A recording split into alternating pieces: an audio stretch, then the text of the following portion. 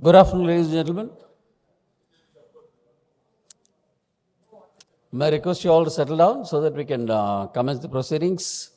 I'll give you a small brief about what we are going to have in the next few minutes now. Very soon we will be commencing the seminar on Managerial Excellence. And then there is a break, a tea break after the seminar on Managerial Excellence. And then we reassemble for the MMA Award Function, followed by the MMA AGM. So I think a lot of activities lined up.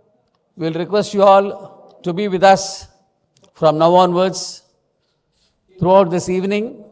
And our AGM, as you are all aware, follows with a very good dinner that we have prepared for you all. So we request each one of you who have joined us here to be with us throughout this evening and also join us for dinner. A special welcome to all those who joined us online. We have had the conclave, Southern Regional Management Conclave this morning. I thank all those who have joined us online this morning as well. And after a short reprieve, we have joined us again for the seminar on Managerial Excellence. Very soon we will commence the seminar on Managerial Excellence. Just a gentle reminder to keep your mobile phones off, and maybe in a minute or two we will give for those people who are having their afternoon tea and a couple of cookies there, and then we will commence the seminar. As you are all aware, the seminar has got 3 segments, 3 presentations. We had the competition in 4 categories. First category was manufacturing. Second category was the SME. Third category was services. And fourth, a unique category which MMA always believes in is the educational institutions category. As usual, we've had about 40 to 50 contestants in each of these categories. We had a very good jury, preliminary jury meet, then the final jury meet, and Deloitte as the process advisor. And finally, we have the winners today. So in this segment in seminar, we will have the winners come and make a presentation of their best practices, which will be followed by the award function, which I was discussing. So to commence the proceedings, I would invite Mr. K. Mahalingam, President of Madras Management Association, partner, TSM Group of Companies. We know that he is a visionary leader. He is an alumnus of IIM Kolkata, comes with over 3.5 decades of experience in business transformation, angel investing, and financial innovation. A widely respected for mentoring startups and pioneering third-party loan distribution in India. We have been privileged to have him as our President of MMA for the last 2 years. So now it's my privilege once again to invite Mr. Mahalingam to deliver the welcome address for this seminar, please.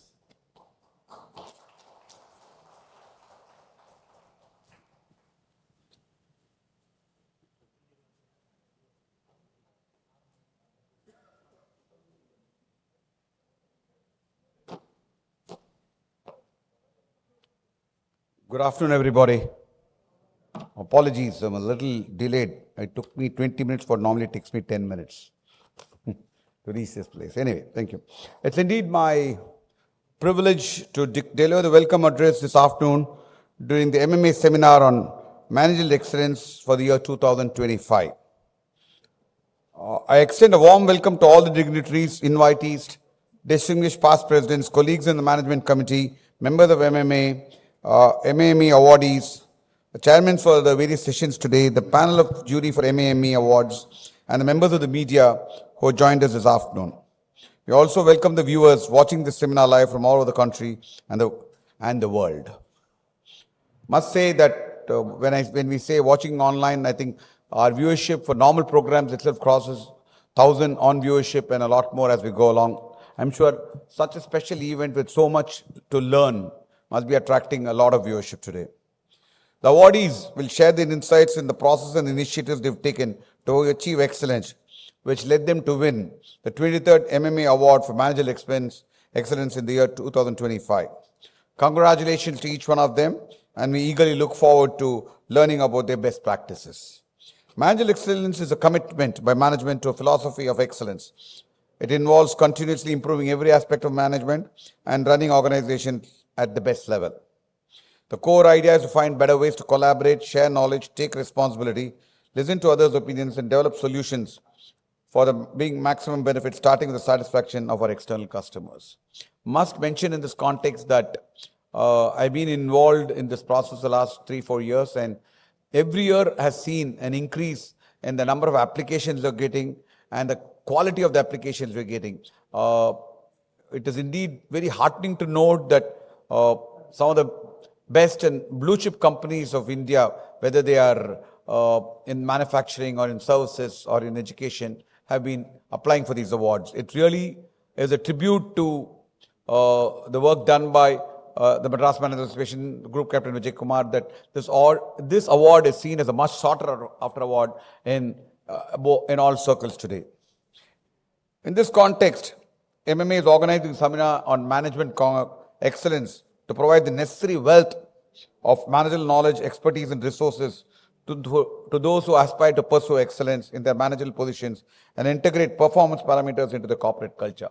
The idea fundamentally being the core vision of MMA being to foster management thinking, knowledge, and innovation, and to benefit the larger community on management thoughts and processes. I think today's session, where the winners share their journeys and their journeys of excellence and practices, all of us will have a lot to learn from their stories. So not only do these awards recognize excellence, but make sure our members and the larger community benefit from those companies who share their journeys. So it's a win-win for everybody.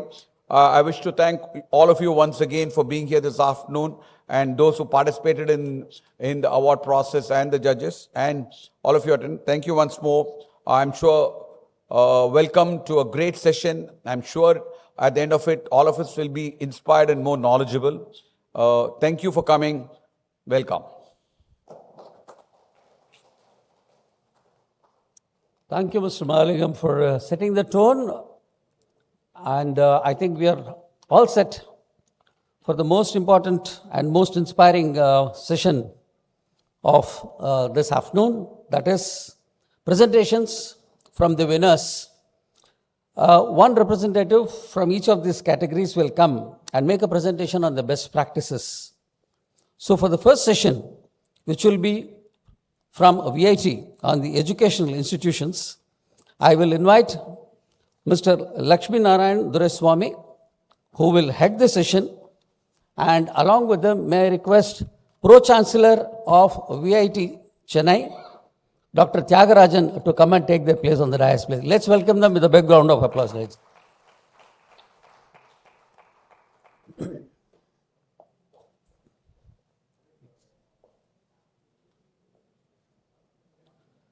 So, ladies and gentlemen, for the members of MMA, Mr. Lakshmi Narayan Duraswamy is not unfamiliar, but let me once again introduce you for all those people who joined us online and from other institutions today.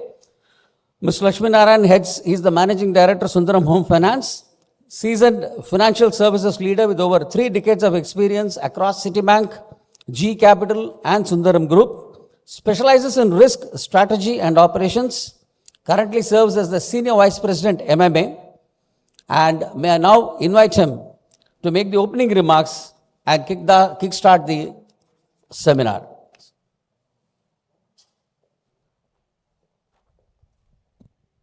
Thank you, Group Captain Venkat. Good evening, ladies and gentlemen, and esteemed guests. It is my privilege to chair this session and introduce the winner of the MMA Award for Managerial Excellence in the educational category, Vellore Institute of Technology, VIT. This award honors institutions that have demonstrated exceptional commitment to advancing education through innovation, leadership, and academic excellence. VAT stands as a shining example of such dedication. Established with the vision of delivering world-class education, VAT has consistently raised the bar in teaching, research, and global collaboration. Its vibrant multicultural campus, renowned faculty, and focus on international partnerships have made it a pioneer in higher education. What truly distinguishes VIT is its relentless pursuit of excellence and its role in nurturing the next generation of leaders, researchers, and global citizens. I now invite Dr. T. Tyagarajan, Pro Vice Chancellor of VIT, to share the institution's remarkable journey that has led to this well-deserved recognition. Over to you, sir.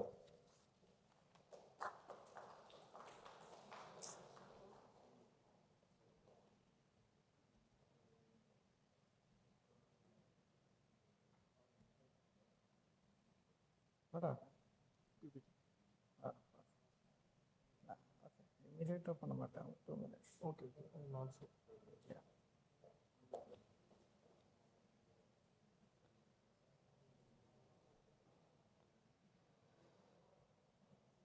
Very esteemed Executive Director of MMA, Group Captain R. Vijay Kumar, the distinguished former Chancellor, Professor S.P. Tyagarajan, the Bhishmacharya of Educational Forum,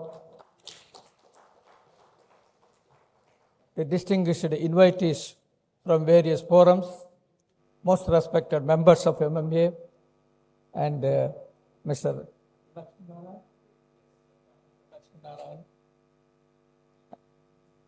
and my colleagues from VIT, very good afternoon to all of you. Yeah.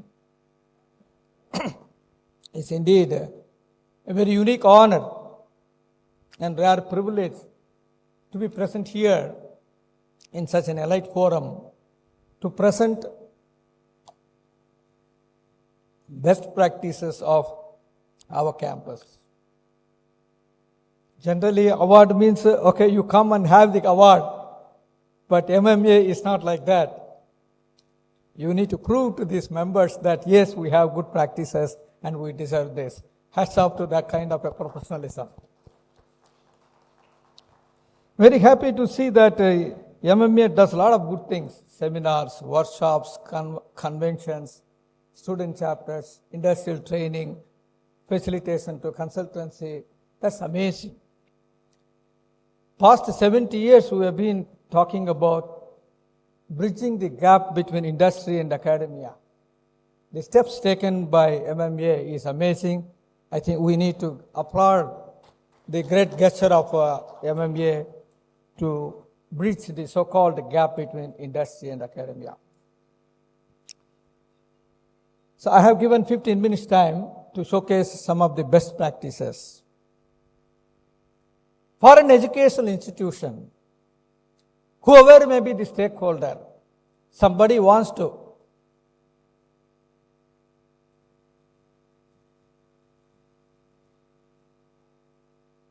Are you ready, madam? Okay. Thank you. If somebody wants to pick up an institution, irrespective of the stakeholder, what metrics we have to handpick an education institution? Whatever may be the kind of collaboration a stakeholder wants.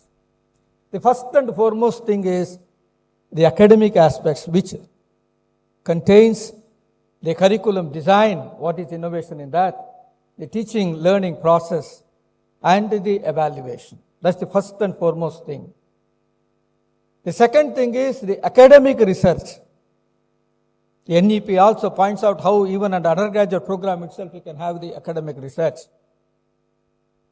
Moving from academic research to the sponsored research. An industry has a problem, whether an academic institution is pitching in to solve the problem. Third is the translational research. Any product is coming, commercialization of the product, technology transfer, commercialization of the patent. That is the second aspect. Next comes the faculty and the students' potential, the activities that's going on, the infrastructure, and the governance. These are the metrics whoever you call the stakeholder can think of when he wants to have a handshake with an academic institution. This is what is being looked at even by the accreditation agencies like NBA, ranking agencies like NIRF, QS ranking. All these guys, they only look at that. Keeping that in mind, I have a couple of slides to share with my joy, along with my colleagues, how we embrace this in letter and spirit. Is that fine, ladies and gentlemen? Thank you.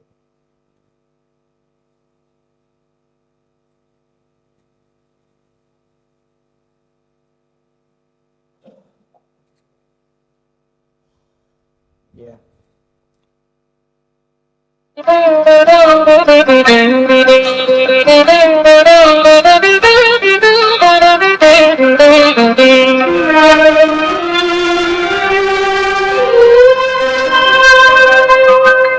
నీవేనా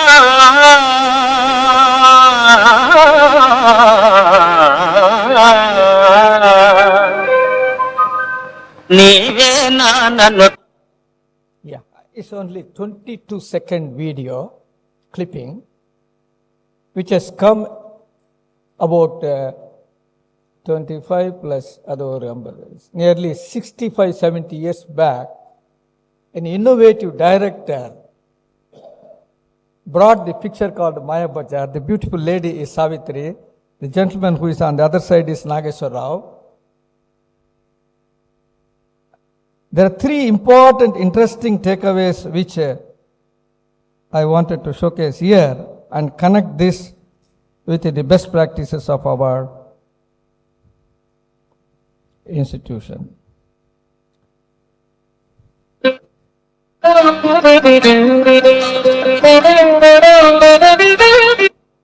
The lady is bringing some kind of a box. Another interesting thing is there are no wires like this. No wires. And the beautiful thing here is Wi-Fi connected. Yeah. This is not my wife laptop. Okay. నీవేనా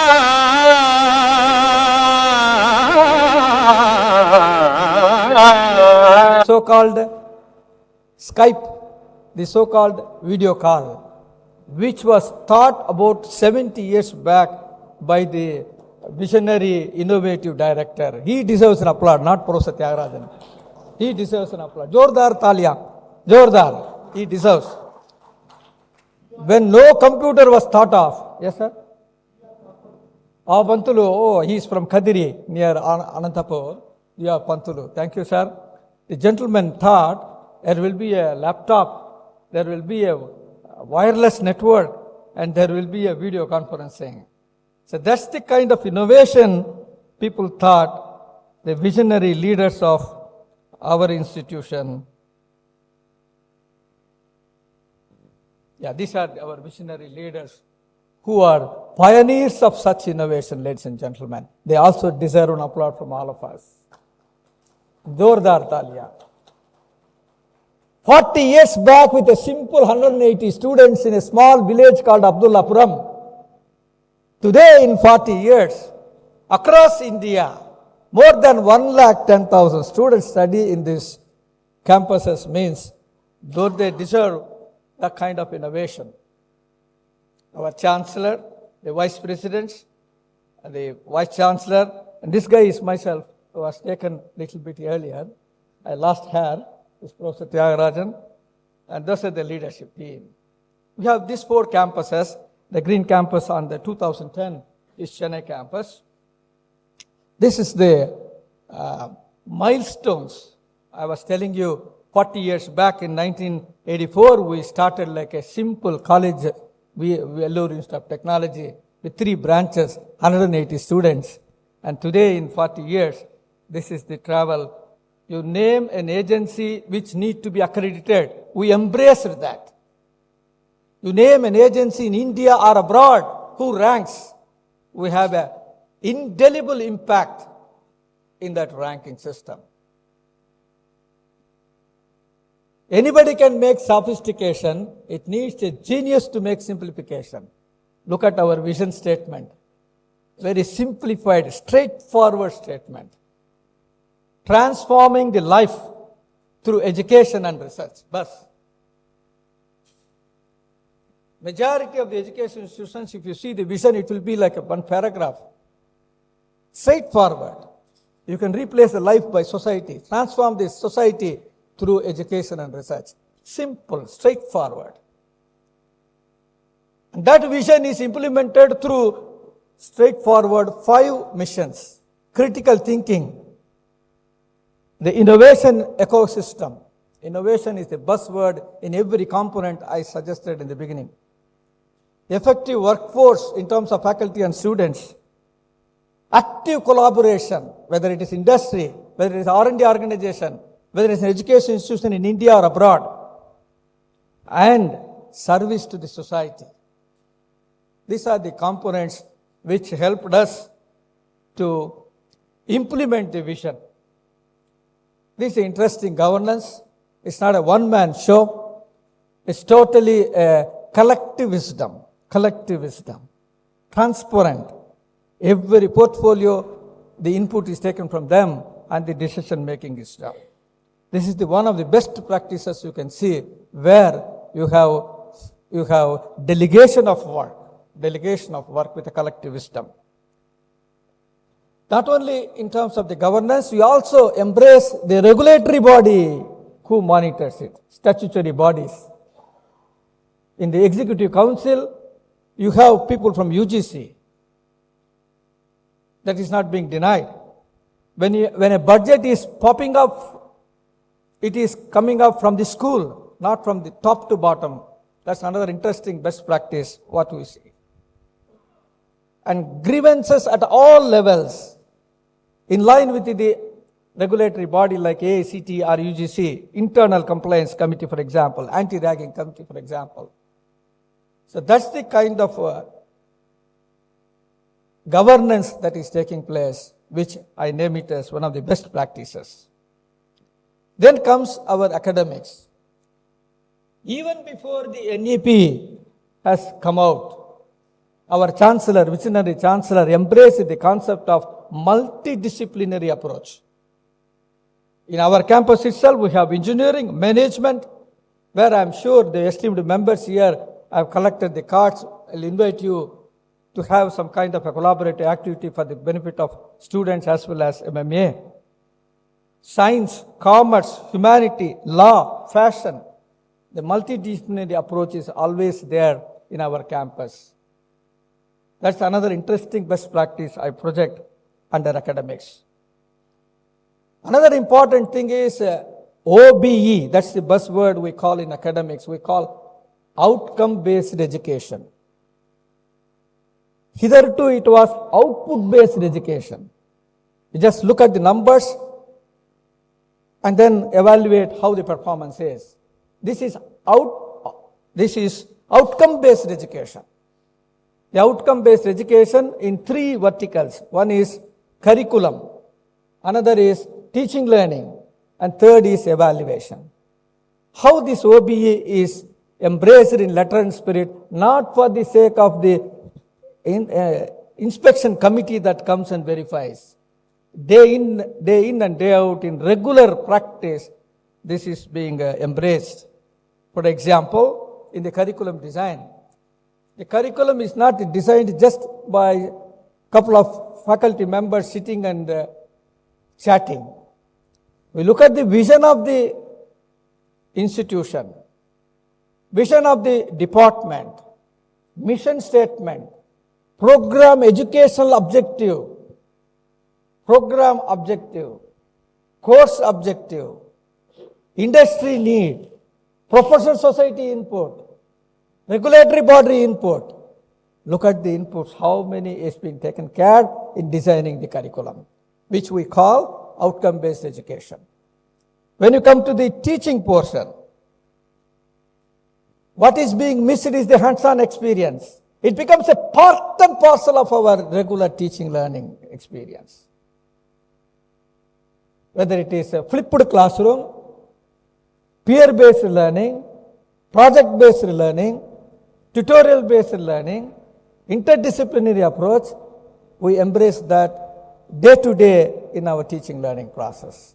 That is why year after year, past 12 years, more than 900 companies come to our campus to pick up our students for on-campus placement. The highest salary package is more than 1 crore. That is because we have this kind of a curriculum, we have this kind of teaching learning process.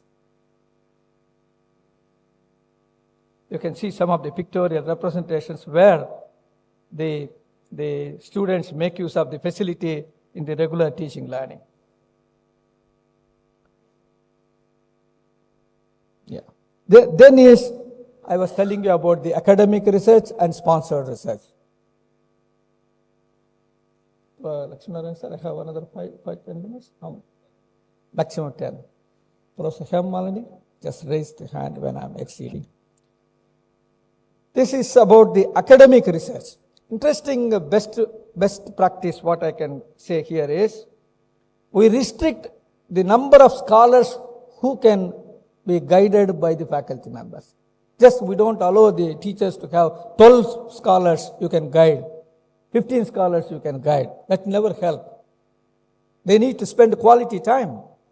So we restrict ourselves to 6 faculty. The NEP says the research should be there at undergraduate level itself. If an undergraduate student is roped in and have a publication, a recognition in terms of certificate and cash award is given, which is not there in other institutions. We call Abdul Kalam Research Award, we Raman Research Award. In addition, we also encourage the faculty members, if a particular journal has an article processing charge, that is taken care by the institution. This is another interesting policy which I claim it as a best practice to promote the academic research. An education institution should also take care of the societal needs and address their problems in cutting-edge technology,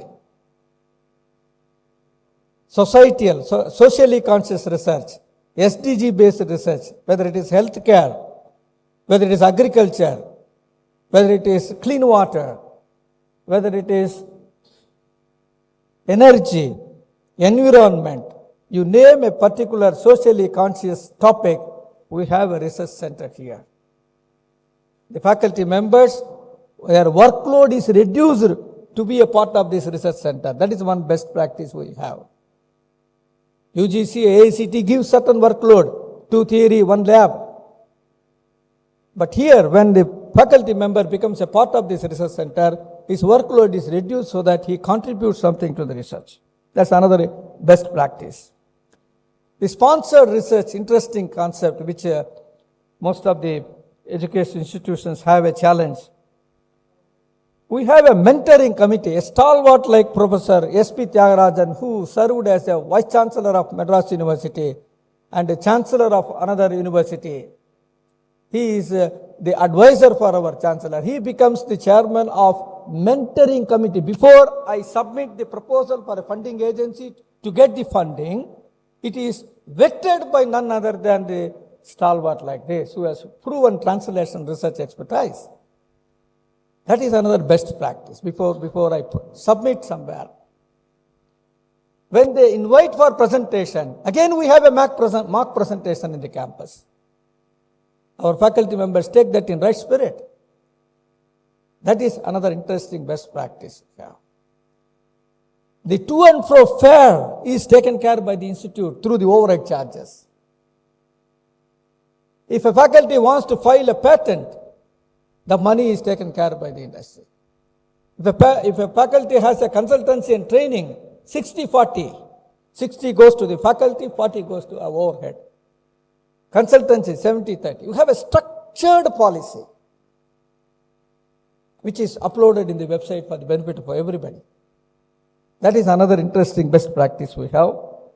And then you can see the collaborations.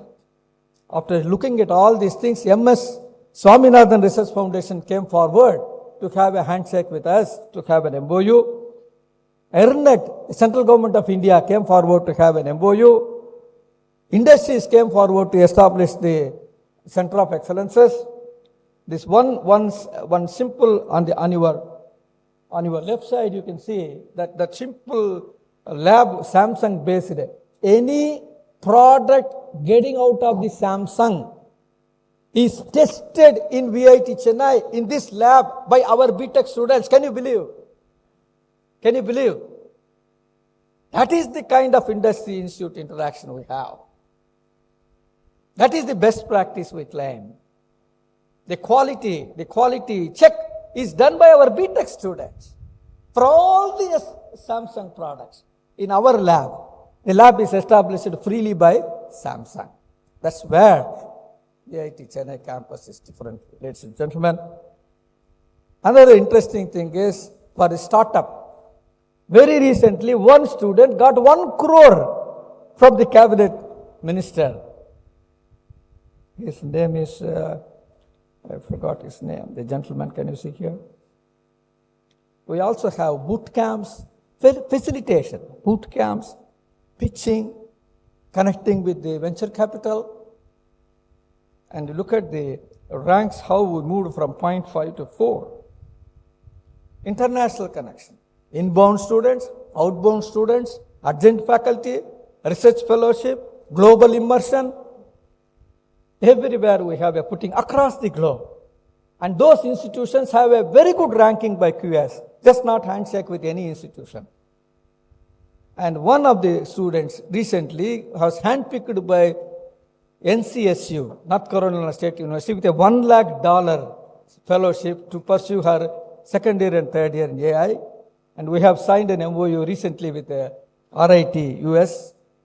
If we have a technical event, you see the students coming across the globe to participate in that. And these are some of the alumni. Another interesting thing you all will appreciate is the days have gone where you present a paper in a conference, publish a paper in a journal, get your PhD, postdoc, project, product, patent. But here is the place where we have a technology transfer. An industry problem is taken here, we offer a solution, commercialize that to the industry. So that is where we are different in the sponsored research. Career Development Center, not only for on-campus placement, we take care of every aspect of the career growth of the students. And you have excellent chapters, 130 student chapters. We don't just make the student to become only the placements ready. Holistic development of the students. I connect that activity, can you see the table, with the SDG, 17 SDGs. In with SDG, the guy is a globally ready candidate. So that's the kind of activity that goes on. And you can see the cultural, you can see many students coming from different parts of the world to participate in that, the global footing. And then the student level achievement, I might say, okay, I got it. So these are some faculty-centric policies. And then the student-centric policies, which are all transparently available in our website. Our laboratory is also accredited by National NABL accredited labs. We also embrace the sustainable development activities in letter and spirit in all our activities. E-vehicles, solar, go green, all the stuff. And e-governance, all are in-house, integrated. Most of the institutions, they will have silos of automation, but in this campus, it is integrated. The Pro VC has a dashboard where he just types something, he gets the information. Integrated e-governance. And all that led us to have this kind of accreditation, this kind of national ranking, this kind of global ranking. Today, for data science and artificial intelligence, VIT across the globe is within 51 to 100. In engineering, we are with 142. So that's the kind of output, tangible outcome that came because of these best practices. Ladies and gentlemen, thank you very much for your patient hearing. Let me stop here. with your patient hearing. I salute my leadership team headed by none other than my Chancellor, a visionary leader, Viswanathan sir, and all my vice presidents, including Dr. Selvam, for having that kind of a platform for us to take it to the next level. Thank you very much, ladies and gentlemen. I can have a couple of questions. Please. So that was a very, very passionate presentation, I must say. Thank you so much, Dr. Tyagarajan.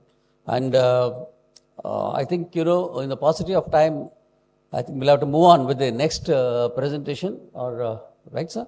So, thanks to Mr. Lakshmi Narayan for setting the tone and starting the first segment of the seminar. Thanks to Dr. Tyagarajan. May I now request Mr.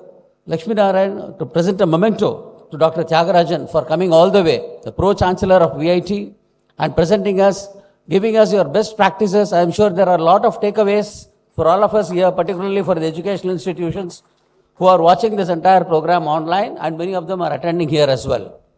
Ladies and gentlemen, they deserve a big round of applause. They have been selected as the best out of more than 50 institutions who have taken part in this. Thank you so much, sir. Thanks a lot. So we move on to the next presentation, which is in the category of SME. May I now invite the session chairman, Mr. C. Shivakumar, and Mr. Srikant Kota of Better India Private Limited to take their place on the dais, please. Let's welcome them with a round of applause.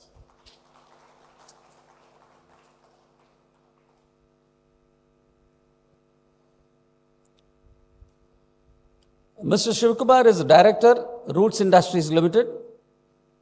He is a visionary entrepreneur, a strategic leader known for pioneering asset-light manufacturing and innovative HR practices. He drives multiple ventures across manufacturing, retail, and consultancy, and has received national recognition for excellence in HR. To make the presentation on behalf of Better, we have Ms. Srikant Kota, Head Finance, comes with over 25 years of experience across sectors like automotive, renewable energy, and healthcare. May I now invite Mr. Shivakumar to deliver the opening remarks and take the session forward.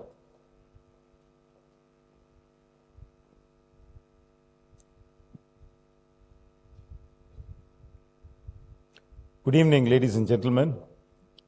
You're going to witness one of the finest companies which has been chosen to receive this SME award. The company is Better India Private Limited, a very rare company which operates in 3 countries. So you're going to find an SME operating in 3 countries with the best of the safety aspects and manufacturing capabilities. Let me introduce them. It takes me great pleasure to chair the session and introduce the winner of the MMA Award for Managerial Excellence in the SME category, Better India Private Limited. The name is Better India Private Limited. It is Better India Private Limited. Better operates globally across Europe, India, and China, and is a trusted partner to leading OEMs in the wind energy sector. Their commitment to innovation, cost efficiency, quality excellence has positioned them as a key contributor in shaping a more sustainable future.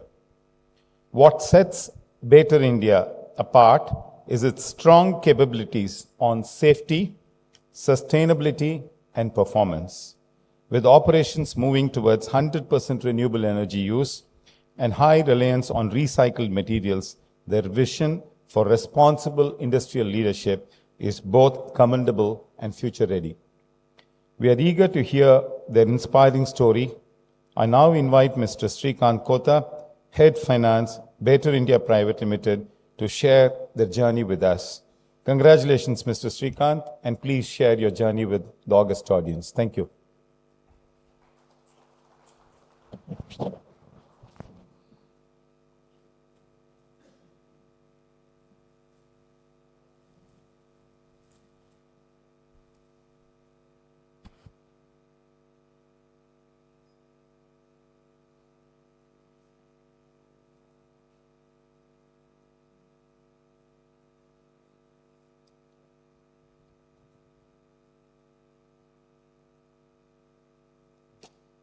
A very warm welcome and good afternoon to the esteemed management MMA organizations, distinguished dignitaries, honorable members of the MMA, employees of the MMA, and all the valued members gathered here today. Thank you for all. It's a very privilege to speak in front of you. I represent Better India Private Limited.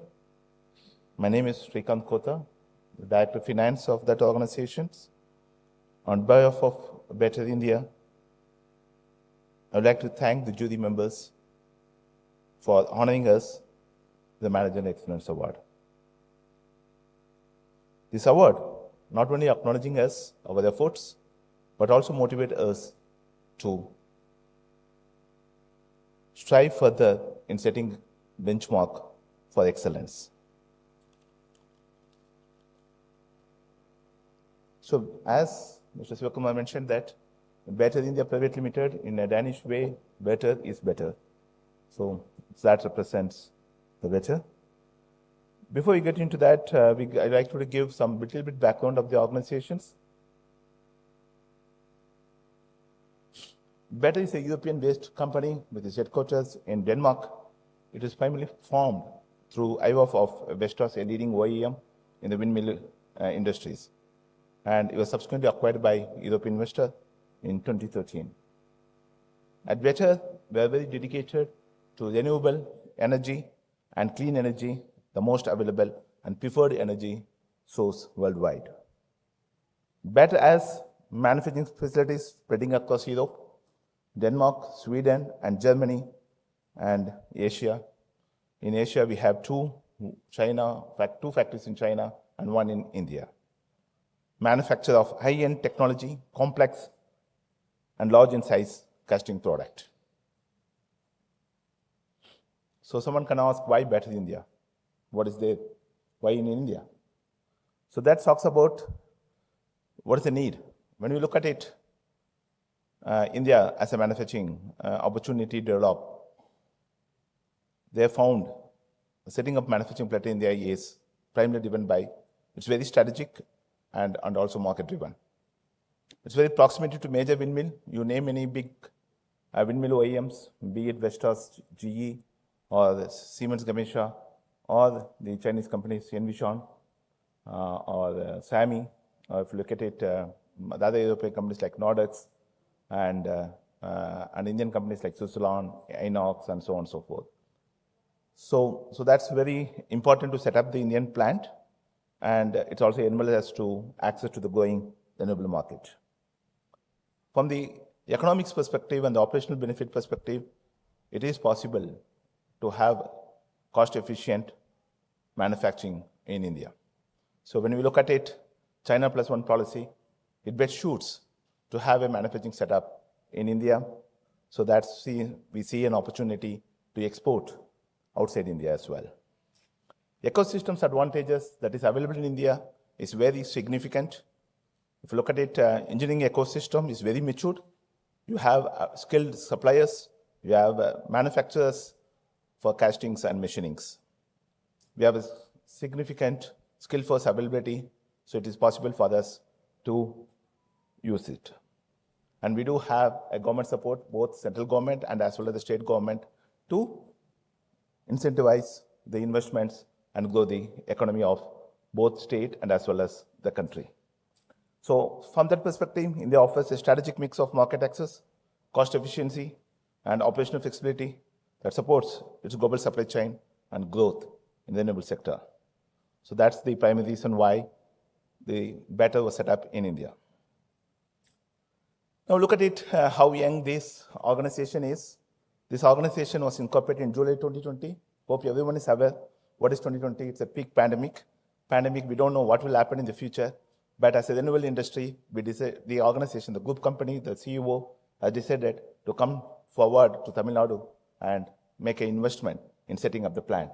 So when nobody is thinking about what is the future, when nobody knows what is the future, but we believed that there's a future in India and there's a future for renewable energy. And that's where we incorporated the company, and having difficulties in moving or in traveling from Denmark to Chennai, Chennai to Denmark. I'm sure my managing director, Mr. Bhaskar, who is here, has tremendous willpower to come over here and travel all the way from Denmark to here and discuss with the various government authorities to establish a plant and run successfully. We acquired land in November 20, so it took 4 months in order for us, sign a MOU with the government of Tamil Nadu, followed by which, acquire the land, which is most possible and proximity to the market and as well as to the export. So which means you need to have a port closer to your plant. So that's two critical requirements that have to be met, and as well as it needs to be competitively manufacturing the products. So we kicked off the constructions in December 2020, so which means that the pandemic is still on.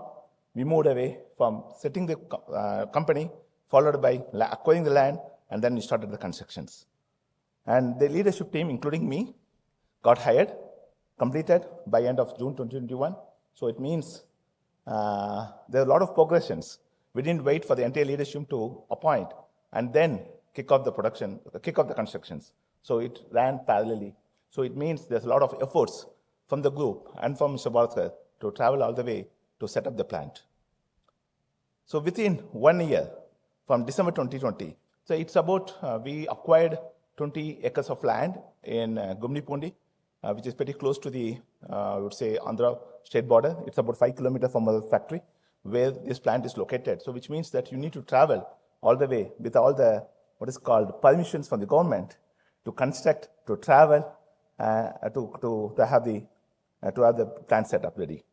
Within a year, the furnace was ready. Furnace is the heart of the foundry organization. Many of you know about that. So the furnace readiness is completed within 1 year. And we had a grand opening ceremony in April 2022, which means that the various installations of the machineries, various tools that require is available before we had a grand opening ceremony, and which happened in April 2022. And prototypes, products, because we need to develop products, it's a pretty large component that we produce. It's not something commonly available in India, so which means that the resources that we have are limited in knowledge in terms of producing the components, right? So we need to do a prototype, and we need to become a qualifier as a supplier to kick off the product for the commercial requirement. So that's took between May and December 2022, and then we started commercial sales from Jan 2023 onwards. On the right-hand side, all these milestones that we talked about, resulted into the various actions that we delivered. One is that timely setup of the plant amidst the round of lockdowns during the pandemic. We spoke about it. Engage cross-functional team across better to set up of lean manufacturing plant. So the group is sitting in Denmark. The people in other countries in Europe and China and India needs to form a team through teams and develop the plan in how we want to construct, what kind of metal handling equipment to be developed, and they don't know about India and we don't know about the component. But it requires a collaboration effectively to deliver what we wanted to decide to produce. So if you look at it, our plant, it are completely other to the proper ventilation requirement and the safety process requirement. For us, the safety is the topmost priority for our organizations. So we empowered the team. If they find any non-compliances in respect to safety, they will highlight about it and get it corrected. There are various difficulties that we came across in terms of vendor coordinations for both project and operationals. The reason being, 1, it is in pandemic period. 2, we don't know the suppliers. 3, they don't know us. So it means, how do we ensure that the cash transaction takes place for the supplies that we make?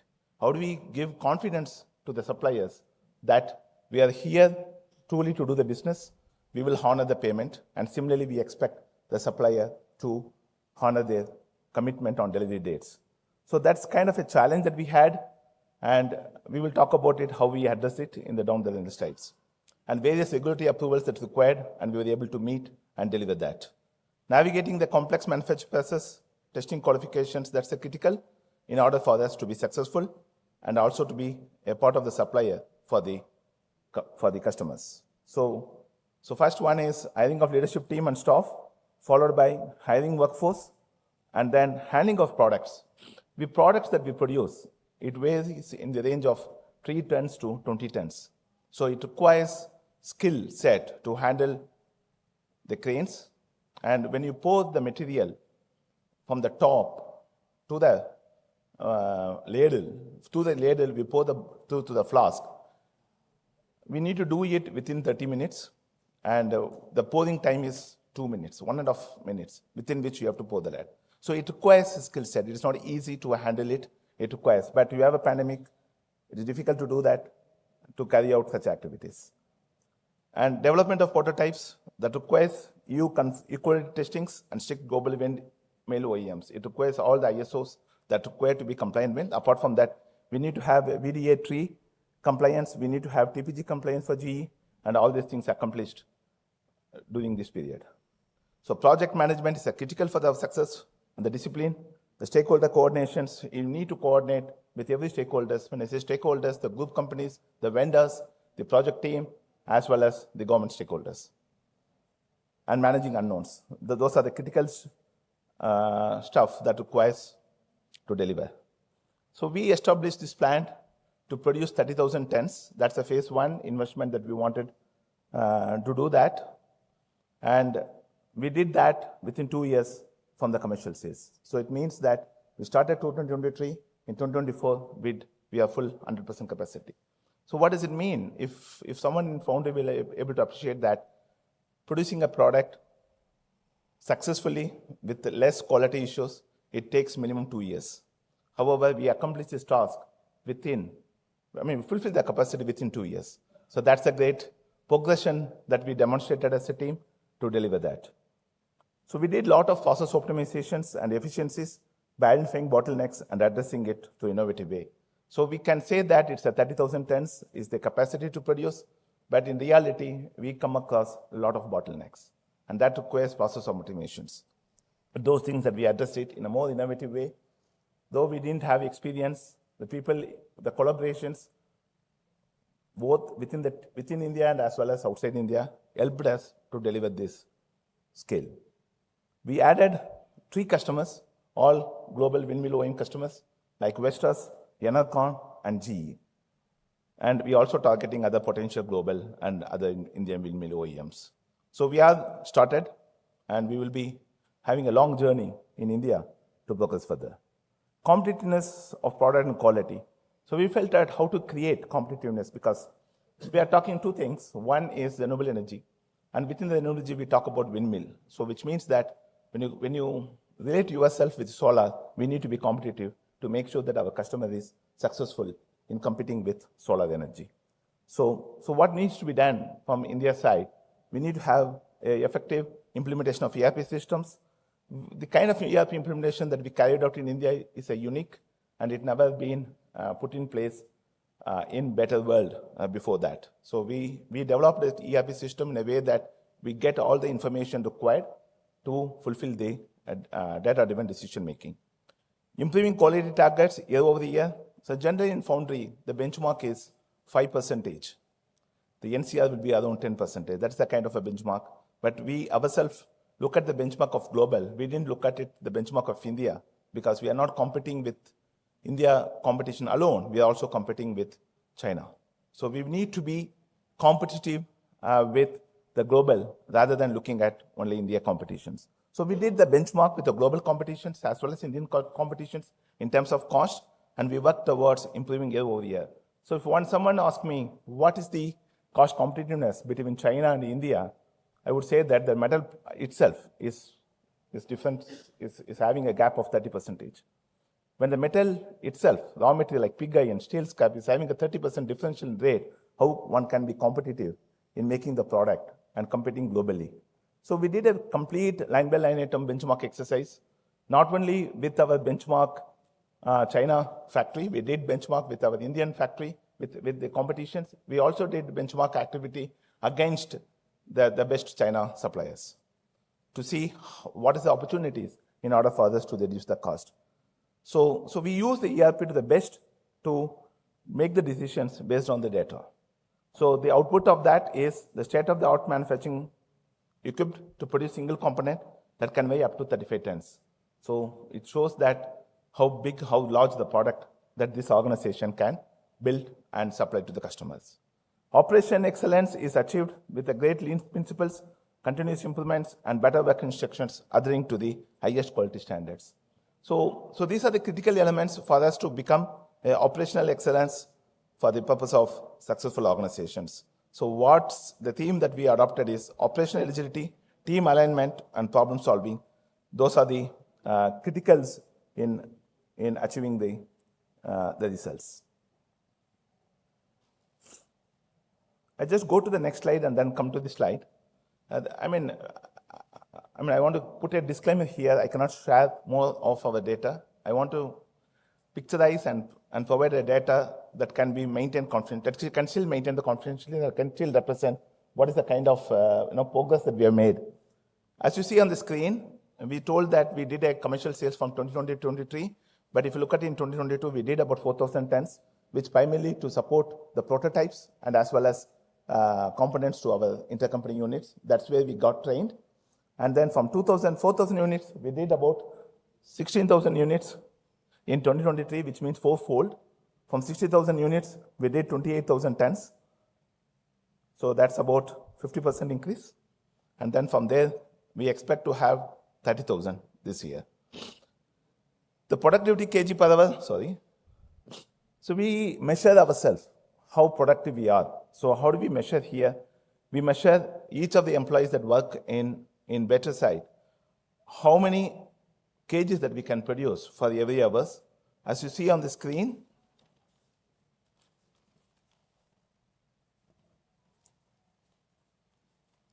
we started with 25 kgs per hour, which means per hour in the sense it's a direct labors, indirect, and the staff. And then we increased to 32, from increase to 32 to 57 to 24, and we expect to deliver 65, which means with the same resources, we produce more.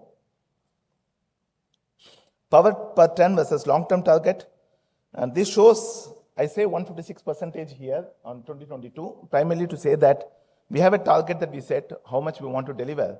To begin, we had 156% of the target. And if you look at the next year, we reduced from 156% to 119%, having investing more machines. And then from 119%, we reduced to 107% against the target. When we say the target is benchmark target. It's not an internal target that we set. From 107% to 105, which means that from the benchmark perspective, we are away from 5%, and we hope we will be able to deliver that in next year. Total casting cost per ton, we have a X amount, assuming case, I say 100% here, that talks about we were at 100,000, assuming case is 100,000, the next year we reduced to 46,000. How we were able to achieve that? There are two ways. When you start producing the component, we will not be knowing what type of material, what type of specification that we get, how efficiently we can produce the component. And then over the experience, we moved from 100,000 to 46,000, from 46,000 to 40,000 in year 2024, and we expect to deliver 38,000 in the year. Because we are adding new products, new programs, we continue to have that learning experience, and we will be able to achieve it over the average level. So these are the leadership culture that we had in Better. We want to build a young, agile, and innovative culture integrated with the experienced management team. So kind of lead by examples, flat, empowered teams. So if you look at it, our organization, so we will not have much hierarchy. We will have department heads, and all the people reports to department heads. We will not have furthermore hierarchy in the organization. It means that we provided empowerment to the people to take decisions, to make accountable for their operations. Kaizen, Lean, and other continuous innovative programs is what we delivered. Employment, engagement, and training. So we have a department communities. We speak with other production organizations in the world. We also speak maintenance organizations in the world and understand and help each other to make successful organization. We have open door policies, equality among people.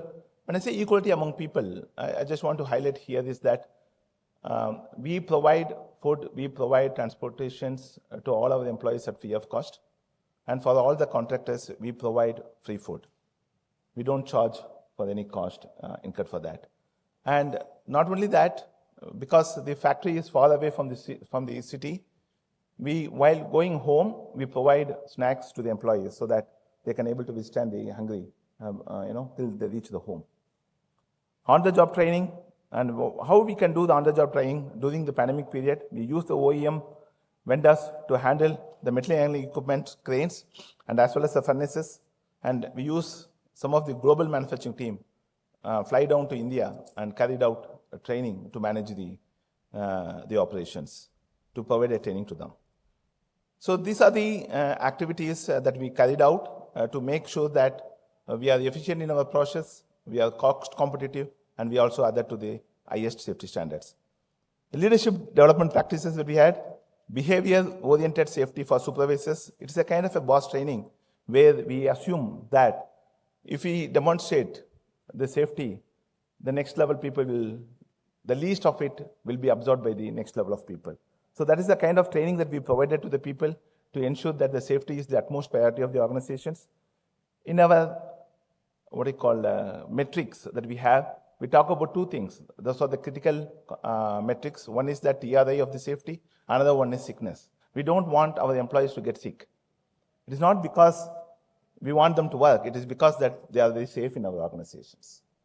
So that's the primary objective that we had, to ensure that they are safe, they are returned back home safely, and they are healthy. So from that perspective, these are the two, we have three KPIs among many, and the two are these safety related. And then only we talk about productivity, cost, and quality, and so on and so on. So we have a training on better values and behaviors, which will enable us to integrate the culture of better quickly.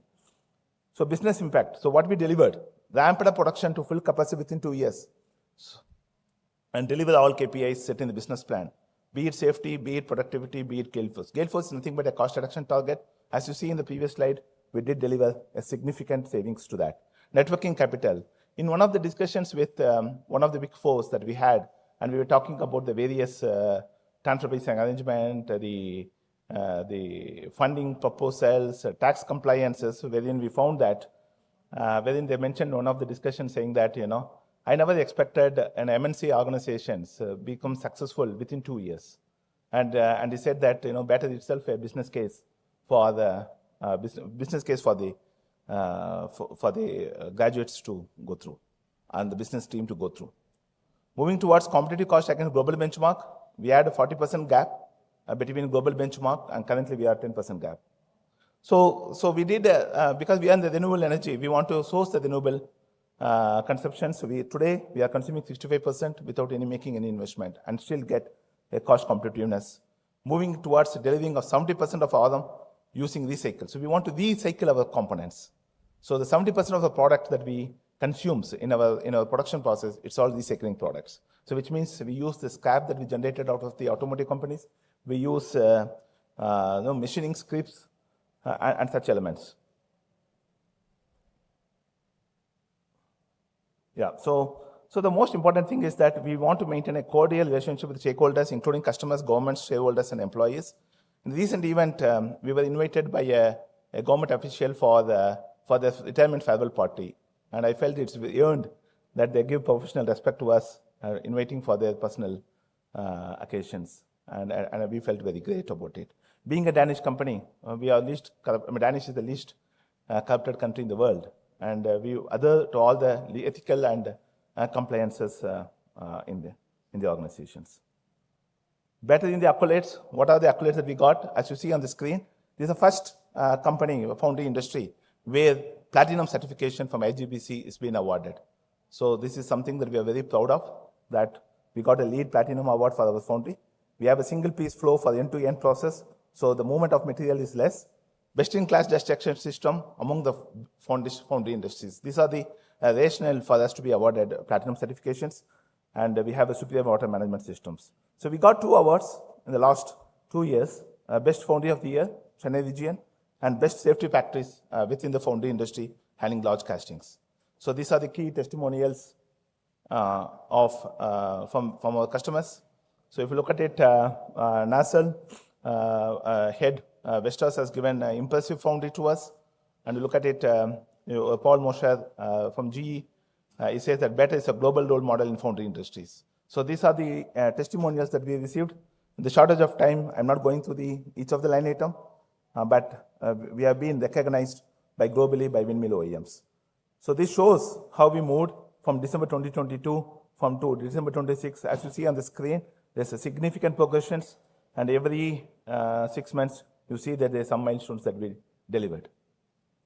So this is what we did the last 3 to 4 years at Better. Thank you.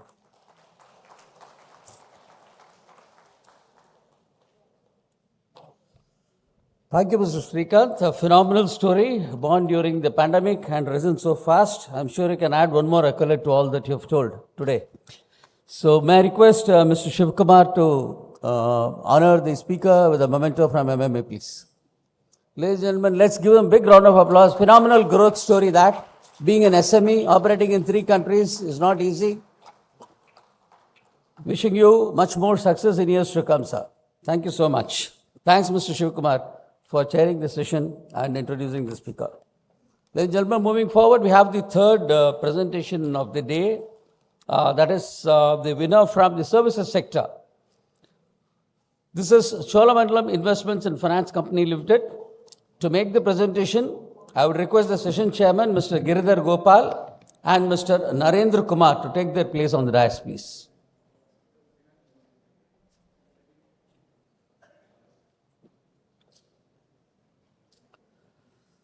Let's welcome them with a round of applause. Mr. Giridhar Gopal is the Director and CEO of Addison Company Limited, a seasoned engineering and business leader with over 3 decades of experience in manufacturing, production, engineering, and strategic leadership. To make the presentation on behalf of Cholamandalam Investments and Finance Company, we have Mr. Narendra Kumar, Head CSR, HR Operations and Compliance, Head Cholamandalam Investments. He is a dynamic HR and CSR leader with 23 years of experience in workforce engagement and community development. May I now invite Mr. Giridhar Gopal to make the opening remarks and take the session forward, please.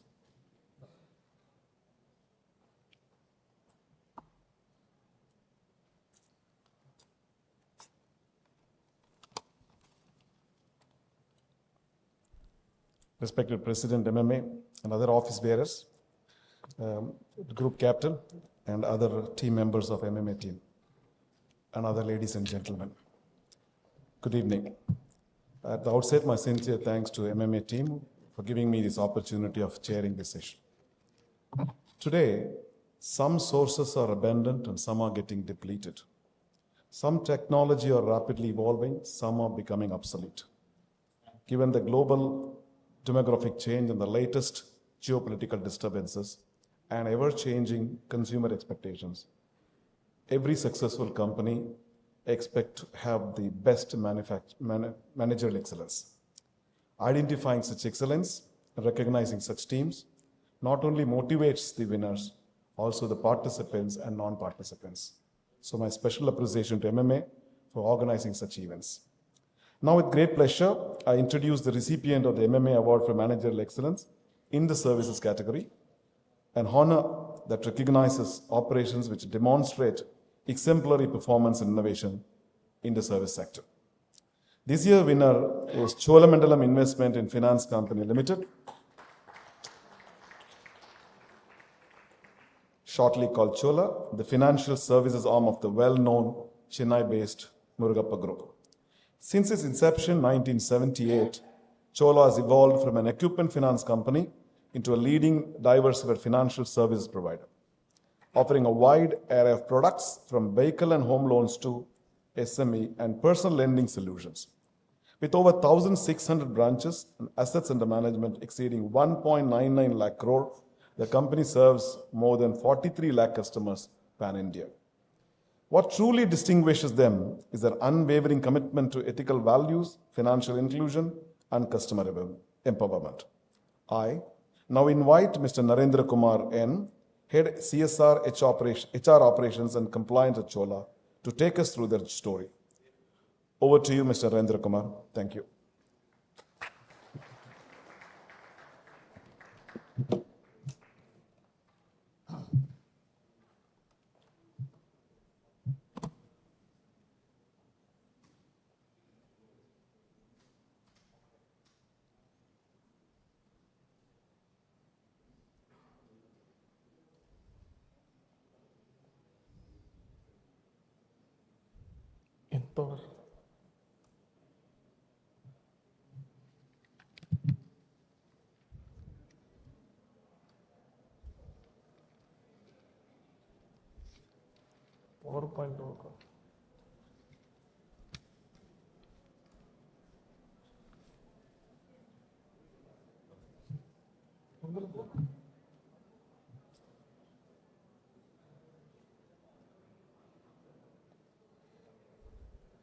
Good evening, respected members of MMA,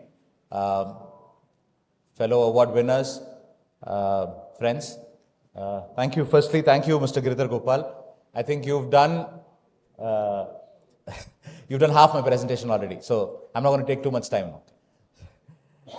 You've captured on where we started, where we are, and what's our strength. So I think, thank you so much. You've done some great homework on this. So I'm just going to wait for them to try to pull the, so we've got this.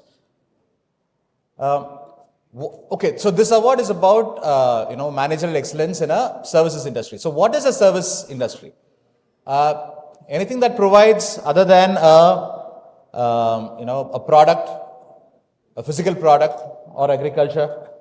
Okay, so it's a service. All of us have utilized some service at some point in time. Every day we do it. And everyone loves a good service, right? So I'm just trying to, So services industry, it's today more than 54% of India's GDP.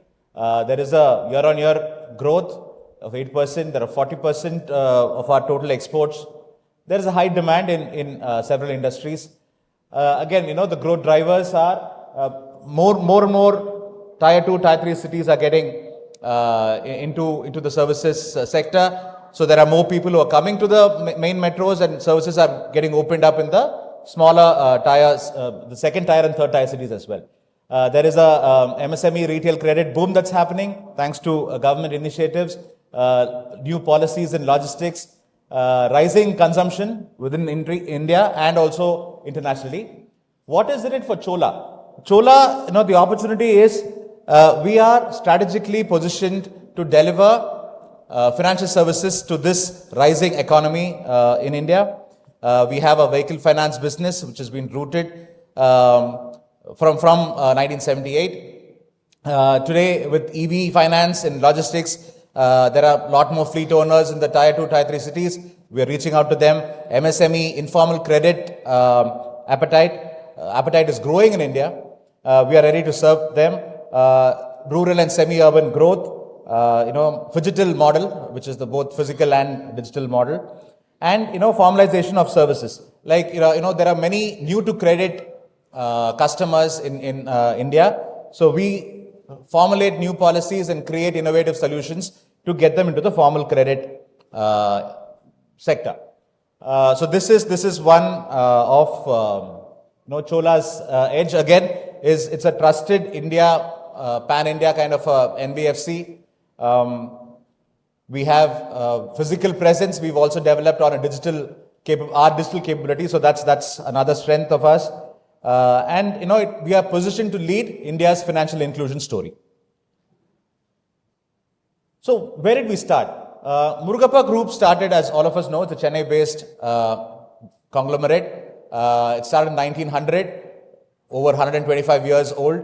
Now in over 50 countries, 29 businesses, and across 9 sectors.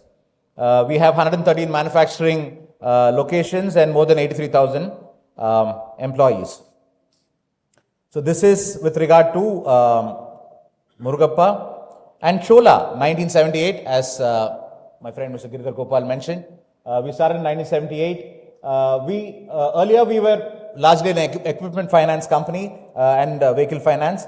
But in the 90s, we started securities, and then in the early 2000s, we started 2010, we started consumer finance, 2005, sorry, consumer finance, loan against property, and other businesses over the years. Our latest foray is in CD, consumer durable, and the gold loan businesses.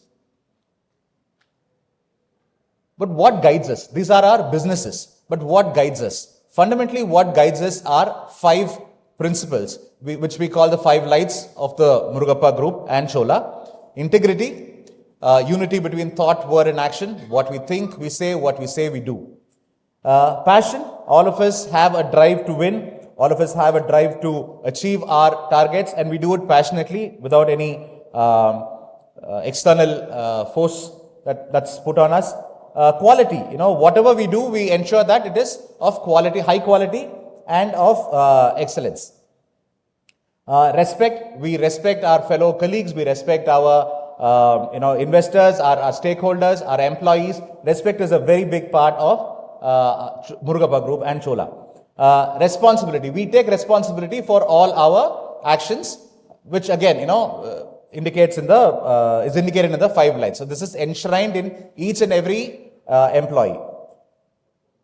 From strength to stature. Okay, now we have again, I told you, Mr. Giridhar has done the homework. We have more than 43 lakh customers today, 67,000 employees, and over 1,600 branches and growing.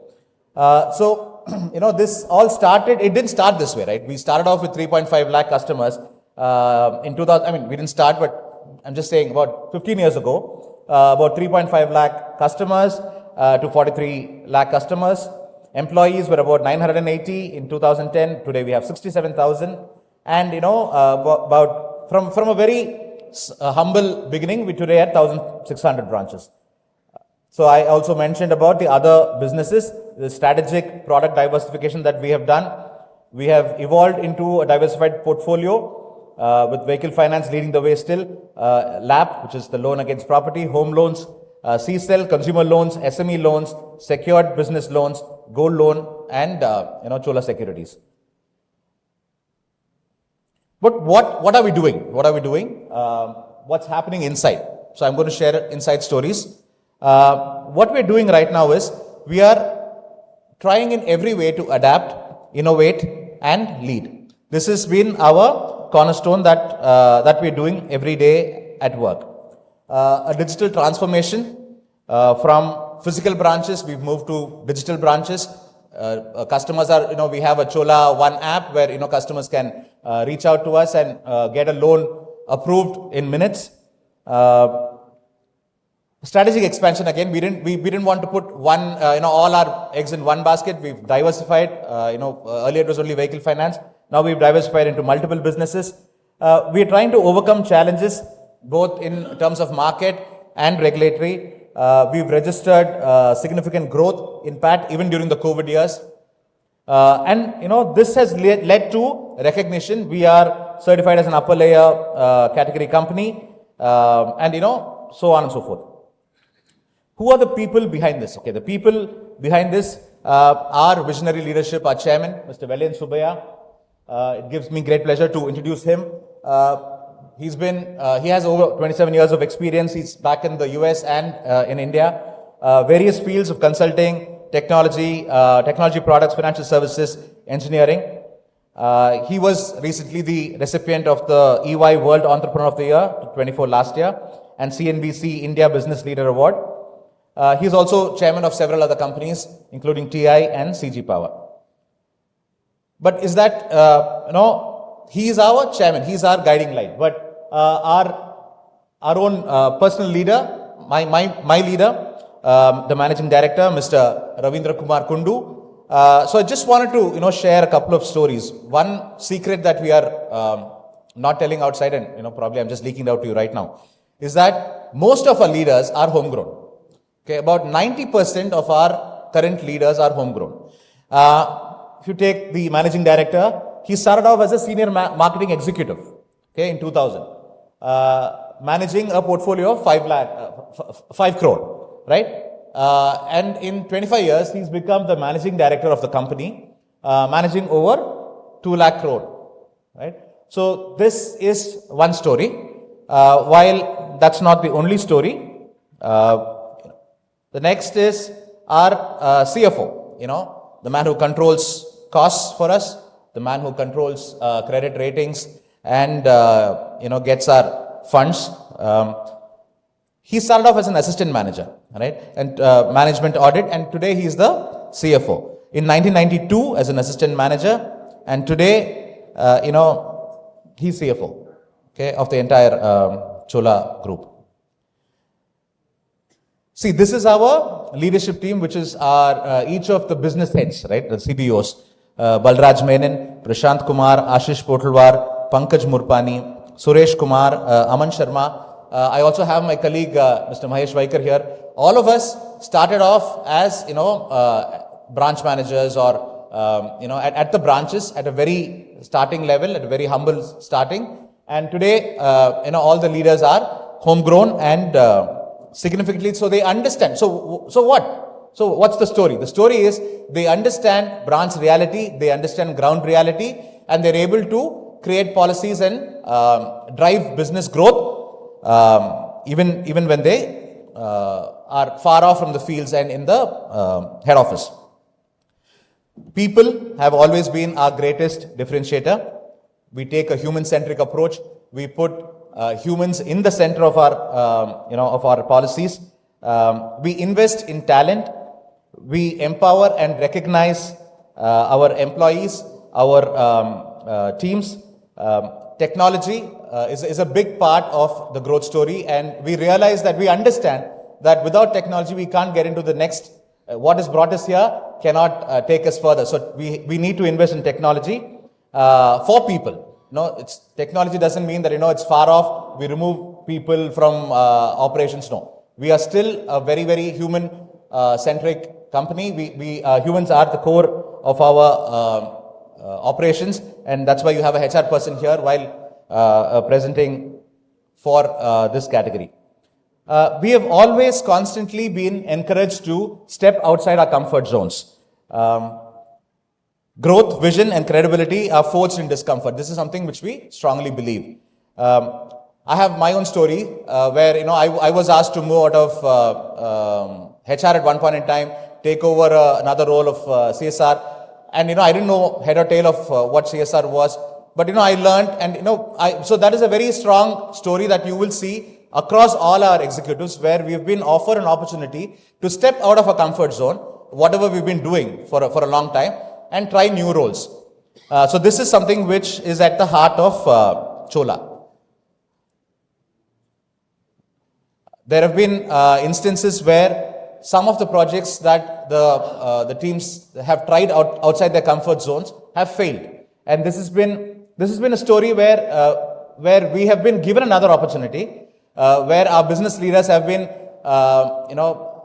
encouraged to start new businesses, and even if they fail, they're given another opportunity to reboot, restart, and recreate. That's something which it's a constant story at Chola. I don't know if I should introduce my CFO who's just walked in, Mr. Arul Selvan. I showed you his photograph, but he's just there, right there.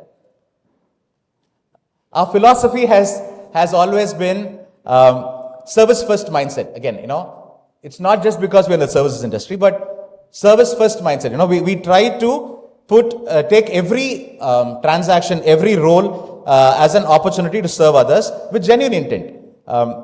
We try to uplift lives. Our motto is enter a better life at Chola. So even for our customers, we try to give wings to their aspirations, to their dreams, and the same works for our employees as well. We try to uplift lives and, of course, trust in every transaction. So the fundamental philosophy in the Murugappa group, right, from our beginning, was about that the fundamental principle of economic activity is that no man you transact with will lose, and then you shall not. So that has been our driving force. Right. So this is the next one is something which my chairman keeps telling us at every meeting. He always says that he probably learned it from his from his mentor, the bottleneck of the bottle is always at the top. So this is a constant reminder. He makes it a point to remind all our leaders that, is our leadership evolving every 18 months? Are we rethinking our roles to meet the demands of the changing world? Are we empowering our teams? This is something which Chairman keeps driving, and this is with all our leaders and all our management committee team members. What is our philosophy? This apart from all of this, it is authenticity over authority. So while it is easy to just drive down policies down people's throat and say, no, this is how it is. All our leaders take time to authentically connect with our employees to make them understand why a certain policy or a certain decision is being taken at the leadership level. Innovation through inclusion. We believe in including customers, stakeholders, employees, regulators, everyone through innovation. There is diversity of thought, which is our greatest advantage. We encourage people to think differently, to come up with new ideas, and sustainability through systems. Without systems, there is no sustainability. You just can't have people all the way if you are trying to build a sustainable organization in the long run. So there are systems in place for enduring processes and cultures. Impacting lives, a customer focus, like I told you, we put the customer in the center and try to draw the products around them instead of creating products and trying to find customers for that, for them. Empowerment, we provide financial solutions for new to credit employees, new to credit customers as well, to enable individuals and small businesses to achieve their dreams.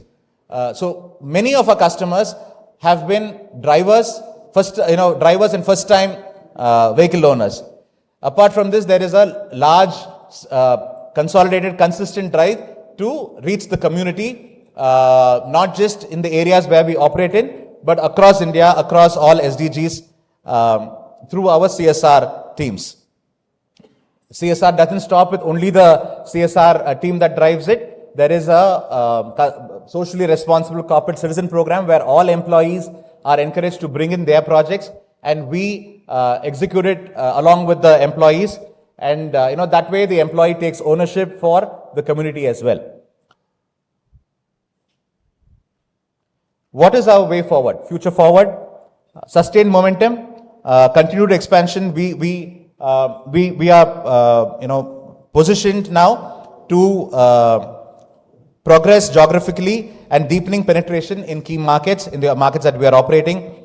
Innovation, there is new investment, there is continued ongoing investment that's happening in technology and digital systems to enhance our customer experience and operational efficiency, improve operational efficiency. Strategic focus, I've already mentioned that. We have a diversified product portfolio and a commitment, of course, to our stakeholders, to all our stakeholders for sustainable growth. In the last slide is basically about believe in India, believe in Chola, and believe in yourselves. Thank you very much.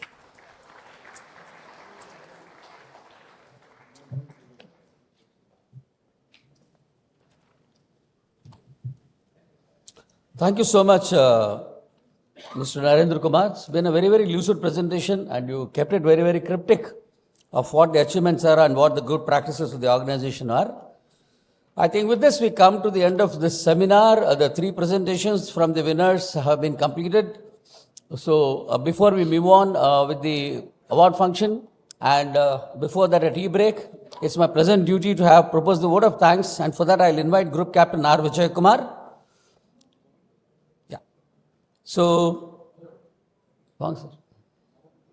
yeah. So Group Captain Vijay Kumar, as you're all aware, is the Executive Director MMA. He's been the Executive Director since 2007. Was awarded the Vishish Seva Medal by the President of India for his service in IF for over 3 decades. Before he proposes the vote of thanks, may I request the Chairman of the session, Mr. Giridhar Gopal, to hand over a memento to the Speaker, and also Group Captain Vijay Kumar, may I request you to come on stage, please. Let's give them a big round of applause. Phenomenal story of Chola. Thank you so much, both of you. Thanks, Mr. Giridhar Gopal.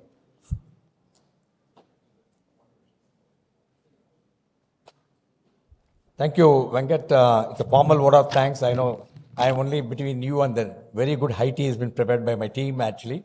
But it's my customary to thank the people who have taken so much of effort to come and do the presentation. In MMA always believed and recognized the excellence, not only in for managerial excellence, but also business leadership award.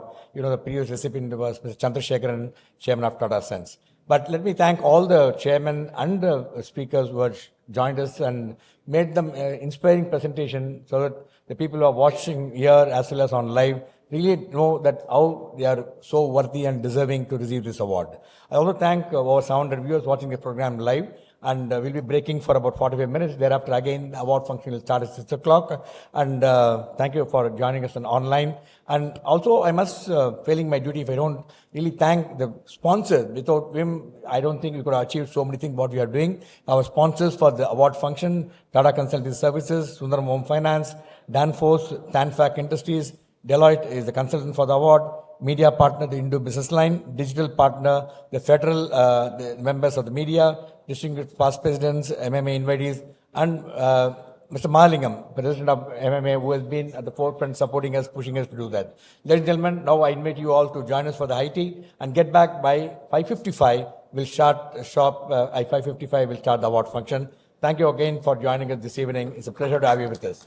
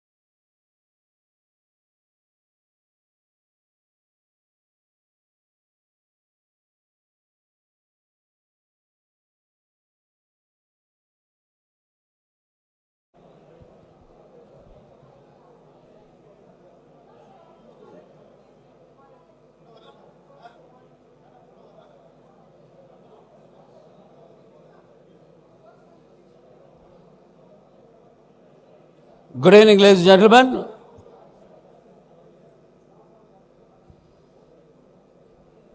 Once again, good evening to all of you. Thank you for joining us this evening and also all those who joined us online.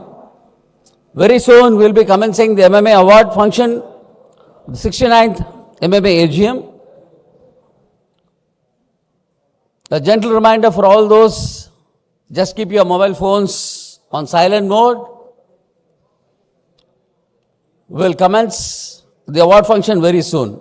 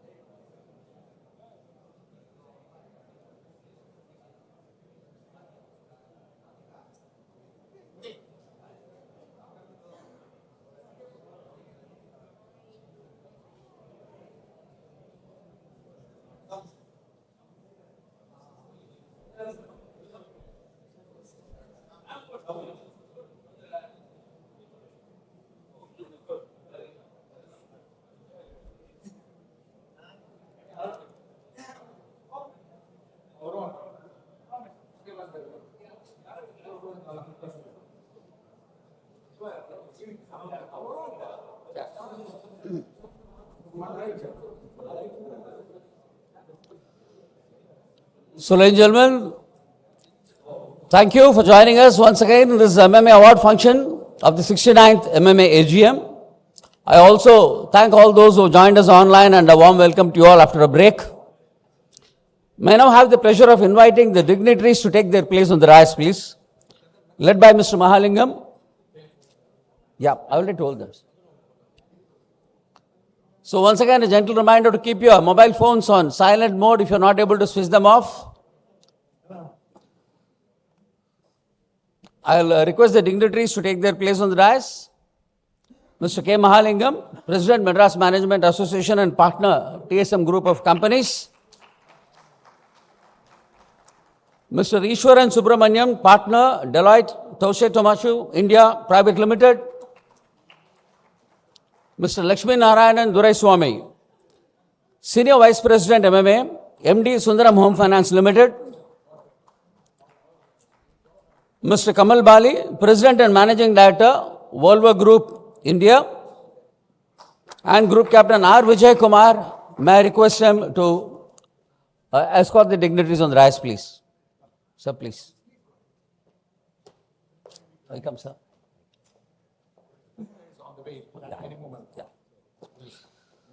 So we have Dr. Suneeta Reddy who will be joining us any moment now.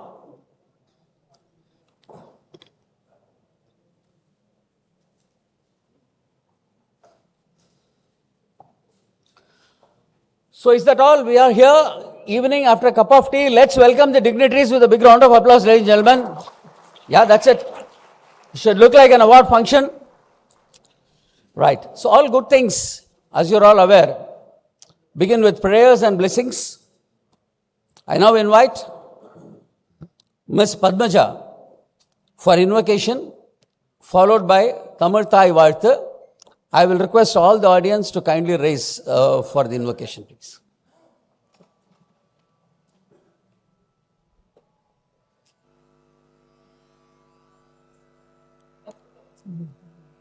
Shri Rama Rama Rameti Rame Rame Manorame Sahasranama Dattulyam Rama Nama Varanane Raghunandana He Raghunandana Raghunandana He Raghunandana Janaki Jeevana Raghunandana Dasharatha Tanaya Raghunandana Dashamukha Mardana Raghunandana Pyare Mere Naldana Raghunandana Raghunandana He Raghunandana Raghunandana He Raghunandana Raghunandana He Raghunandana.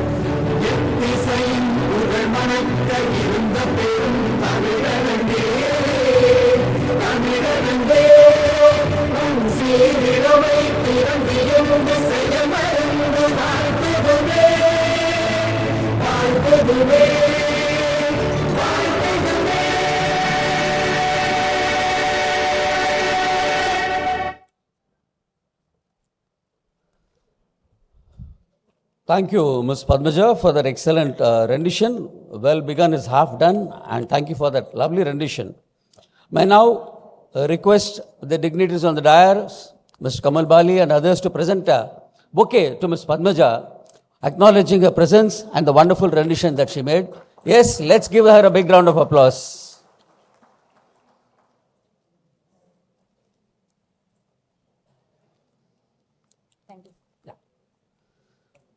Ladies and gentlemen, Mr. K. Mahalingam is the President, Madras Management Association, a partner at TSM Group, a visionary leader, an alumnus of IIM Kolkata, 35 years of experience in business transformation, angel investing, and financial innovation.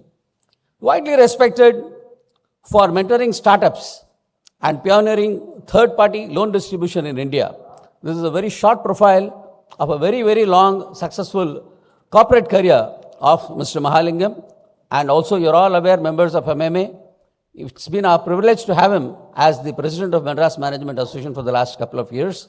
Now may I call upon Mr. Mahalingam to deliver the welcome address, please.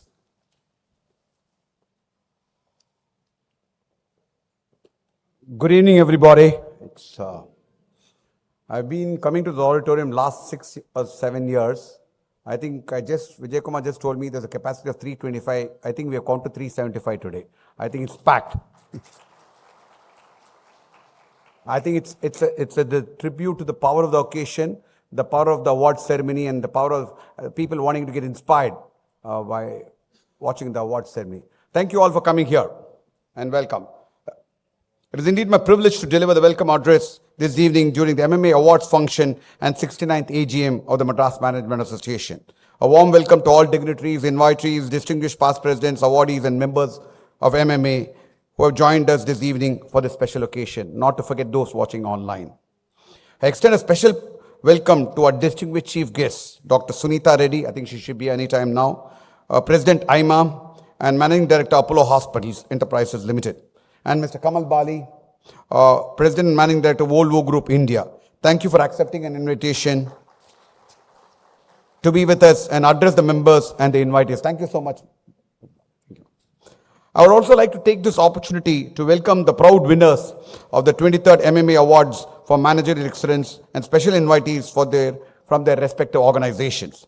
The awardees present excellent insights this afternoon into the process and initiatives they've taken to achieve excellence, which led them to win the award.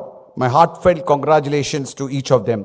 And thank you for sharing your stories. I can see a lot of the luminaries of the city in the rows here. It's really an honor for us to recognize them. Thank you so much for accepting the award and inspiring us.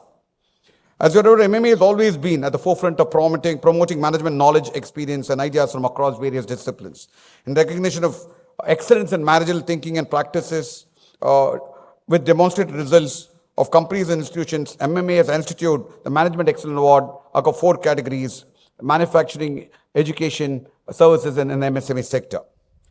The MMA Awards for Managerial Excellence, MAMA, has successfully been held for the last 22 years, and this year marks the 23rd year of this prestigious event. I must say that over the last few years that I've been associated with the Madras Management Association, both in terms of the profile and the size and the quality of the companies, the brands that have been applying, it has been going up in every way. The number of applicants, the quality of applicants, and the kind of people who are applying, I think we feel very, very honored that we are able to attract applications from such prestigious companies. Thank you so much again. Mr. T. Kadir, partner of Deloitte, I think Mr. Ishwar is here. Thank you, Mr. Ishwar, Deloitte has been supporting us in the process. All our consultants for MMA. For the awards for managerial experience will provide a briefing on the selection of the award for the year 2025. The MMA Awards supported by Tata Consultancy Service. Mr. Suresh is here. Thank you. Sundram Home Finance. Lakshmi is here. Thank you. Tanfac Industries, Danfoss Industries, and Deloitte as a consultant aims to promote sound management knowledge, experience, and ideas in various disciplines. The media partner for the event is the Hindu Business Line. Raghuveer is here, thank you.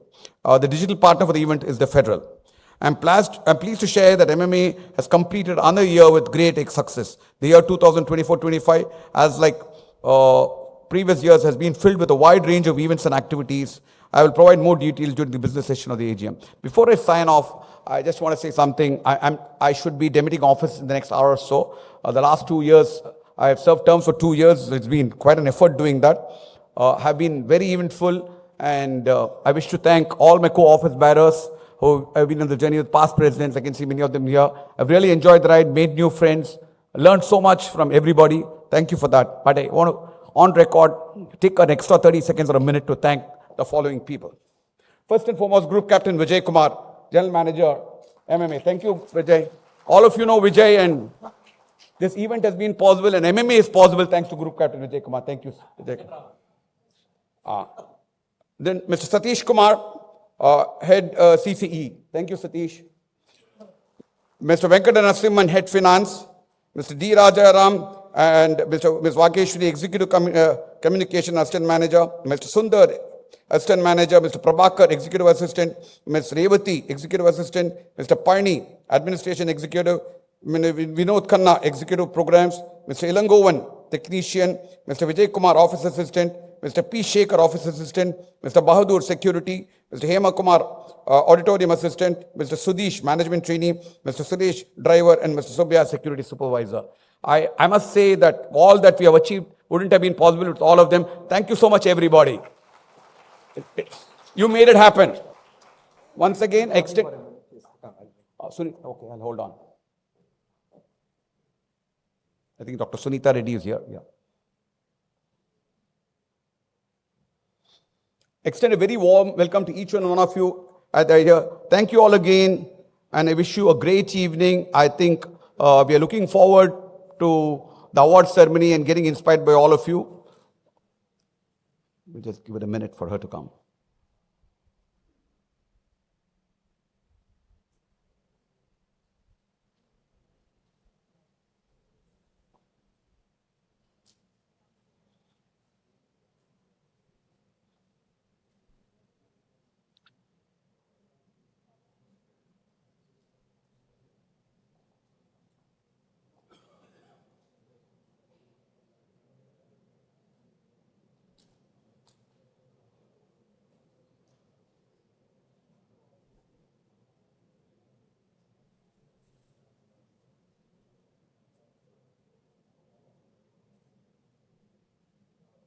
She's here.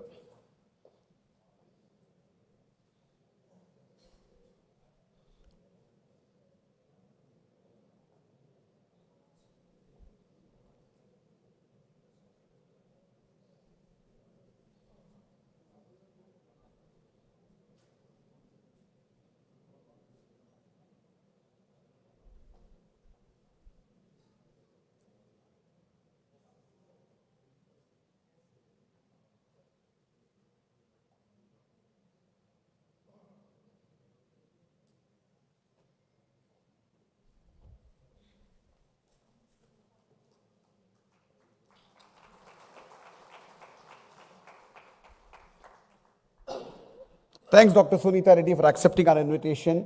A really warm welcome to be our distinguished chief guest this evening. Looking forward to your speech. Thanks once again. It's our honor and privilege to have us double happy. You're from Chennai Apollo Hospitals and the All India Management Association president as well. Thank you so much. It's really an honor and privilege. Thank you.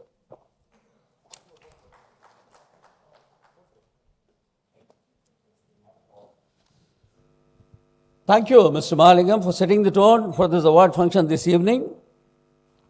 So, ladies and gentlemen, a very surprise message. Many of you are aware that Konrad Anna Stiftung is a partner, a vital partner of MMA for more than 2.5 decades. They have been supporting us in a big way in various of our programs. We've invited their India head. He was to come here, but unfortunately he had to travel to Germany. That's where he belonged to. Very nice of him to have sent us a very, very informal audio message from there, wishing us all good. Just a short message from him. May I request my team to play up that message, please. Dear friends from Madras Management Association, warm greetings from Germany. As you see, I'm on holidays, so I couldn't make it to your event. I'm currently here in the Strawberry Land with my family and my mother-in-law. But I send you warm greetings. I wish you all the best for your event, all the best for your work in the future. Thank you very much, MMA. Thank you very much, Group Captain, for your outstanding work and for your contribution to the friendship between Germany and Bharat. Jai Hind. Thank you, Adrian, for that very touching message. If you're watching this program live from Germany, ladies and gentlemen, moving forward, Group Captain R. Vijay Kumar, VSM, I don't need to introduce him to you all to this audience, but it's always a pleasure introducing him. Executive Director of MMA since 2007, was awarded the Vishisht Seva Medal by President of India for his service in Indian Air Force for over 3 decades. Under his leadership, Best Management Association has been awarded to MMA for over 14 years in a row, including the year 2023-24.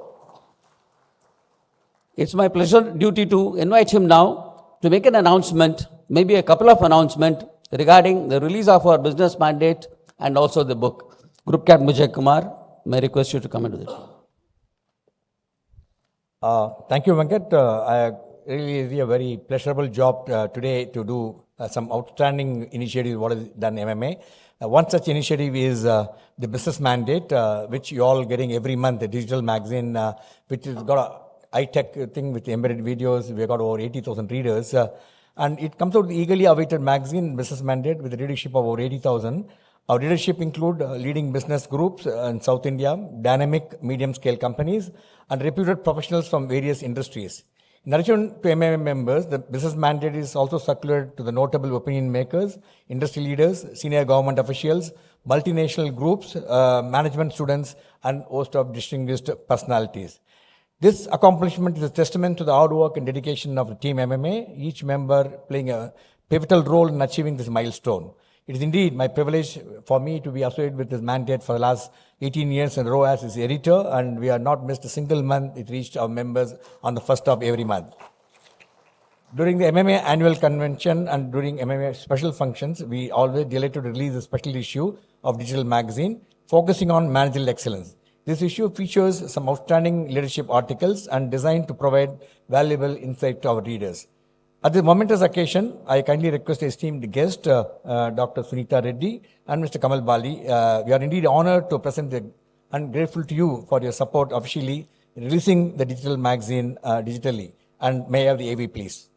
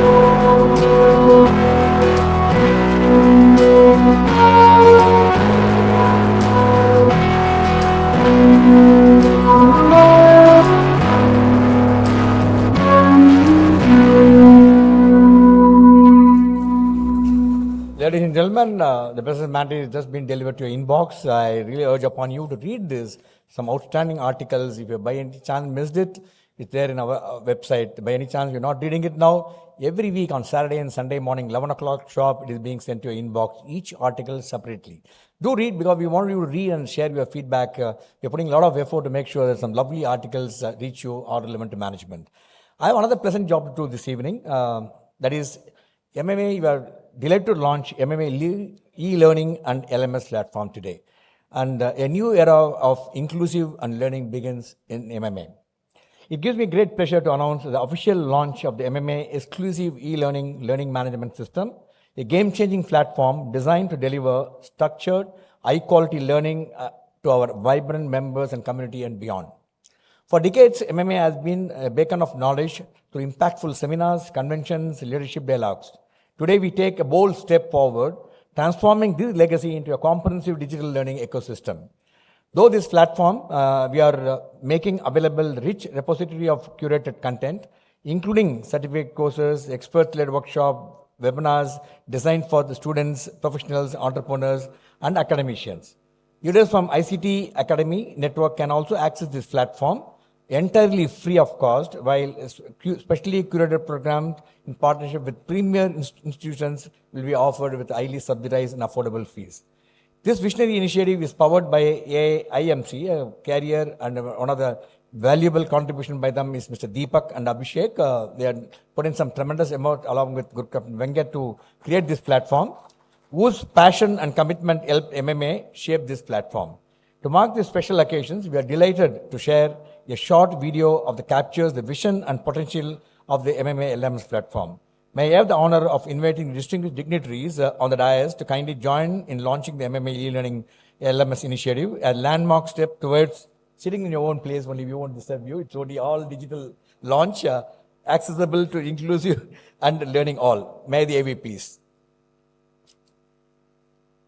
MMA's learning management system, where knowledge meets convenience.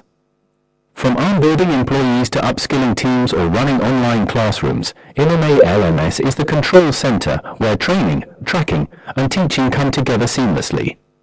Now, MMA has teamed up with one of the best learning and instructional developers to design and upload courses, assign learning paths, monitor progress, and assess performance, all in just a few clicks. Students can follow career-oriented learning pathways designed to build real-world skills. Working professionals can upskill at their pace with programs that are affordable, accessible, and impactful. Plus, they can engage in collaborative programs with some of the nation's leading institutions. Our best-in-class LMS helps you to get real-time insights, automate certifications, and make learning measurable and meaningful. Start your journey with MMA's LMS, where learning never stops. Ladies and gentlemen, it will be available soon to you, and I request you all to log in and use it and get in. Because we have got tremendous thousands of videos. We put together all of them, made some capsules, and we made 3-4 capsules so that when you finish first, you get some decent marks, then only you'll be allowed to move to the next capsule. We have done some lot of technology into that. You just can't get a certificate just like that from MMA. We are doing our best actually. Now I have another very, very pleasant job to do. Tremendously encouraged by the volume 1 of the book, Turning Point, Management Lessons from Legends. We are encouraged and we are pushed by my president, my officer bearers and MMA committee members, go for the volume 2 of the edition. The volume 1, we launched it last year during the AGM. Now, today in the AGM, we are going to launch the volume 2. It gives me immense pleasure to unveil the second volume of Turning Point, Management Lessons from Legends. MMA hosts over 1,000 plus inspiring talks, eminent leaders, to the Leaders Speak series, success stories. From the rich archives of, we have carefully curated 22 insightful articles that now is a volume 2 of this book, a tribute to the wisdom shared by visionaries across sectors. This edition is part of the continuing series, each drawing from treasury of MMA extensive knowledge, exchange with embedded videos, content for richer learning experience. We believe that these articles will serve as an enduring reference to both management students and professionals. I must say, the volume 1 was a very, very popular on Amazon, sold over 1,000 copies. It's going to all the institutions. We are really, really happy that everybody enjoyed, because one thing technology about this book is at the end of each chapter, we are given a QR code which you can scan, watch the real video of the program, what has happened in MMA. That's the advantage. You can read, you can watch, you can listen to audio, all this in package 1. I now invite the distinguished chief guest, Dr. Suneeta Reddy and Kamal Bali, to kindly do the honor of launching the Turning Point Management Lessons Legend Volume 2. Now we request to step forward and do the honor to launch the book. May I also request my co-author Viswanathan, co-editor Mr. Tayub and Prakash also to join me on stage on this occasion.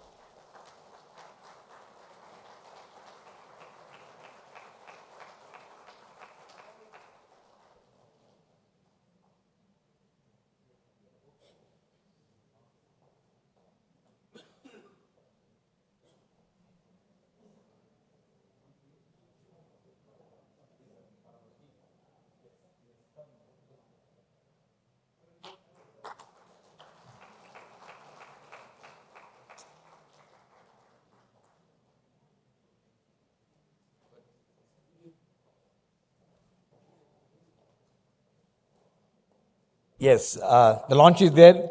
May I have the AV, please?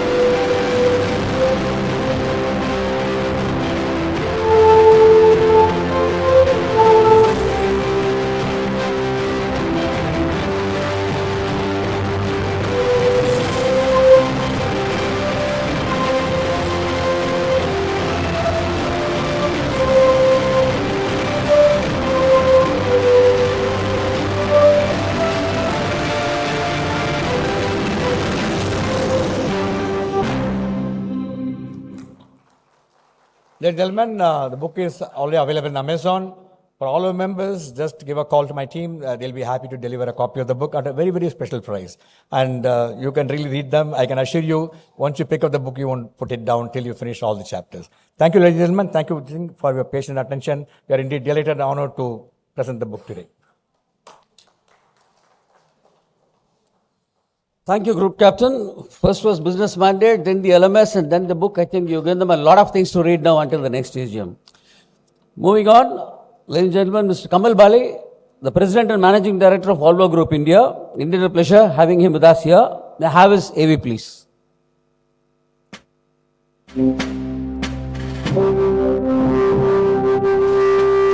Mr. Kamal Bali is the President and Managing Director of Volvo Group India with nearly 4 decades of leadership in the automotive sector. An IIT engineering graduate, Mr. Bali has held senior roles in reputed Indian and multinational firms. He was knighted with Sweden's Royal Order of the Polar Star in 2019 and is a recipient of the EP Inspiring CEO 2021 award. Mr. Bali also serves on key boards across industry, academia, and public sector institutions. Let's give him a big round of applause for taking time off and being here today. May I now invite Mr. Kamal Bali to deliver the keynote address, please.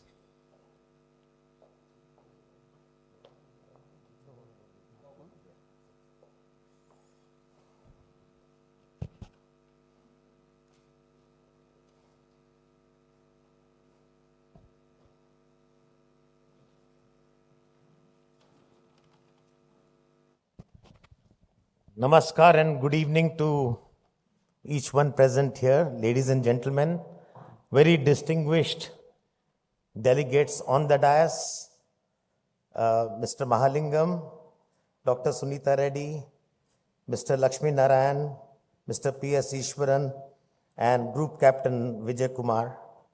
Thank you very much for inviting me this evening to this very important MMA Awards event.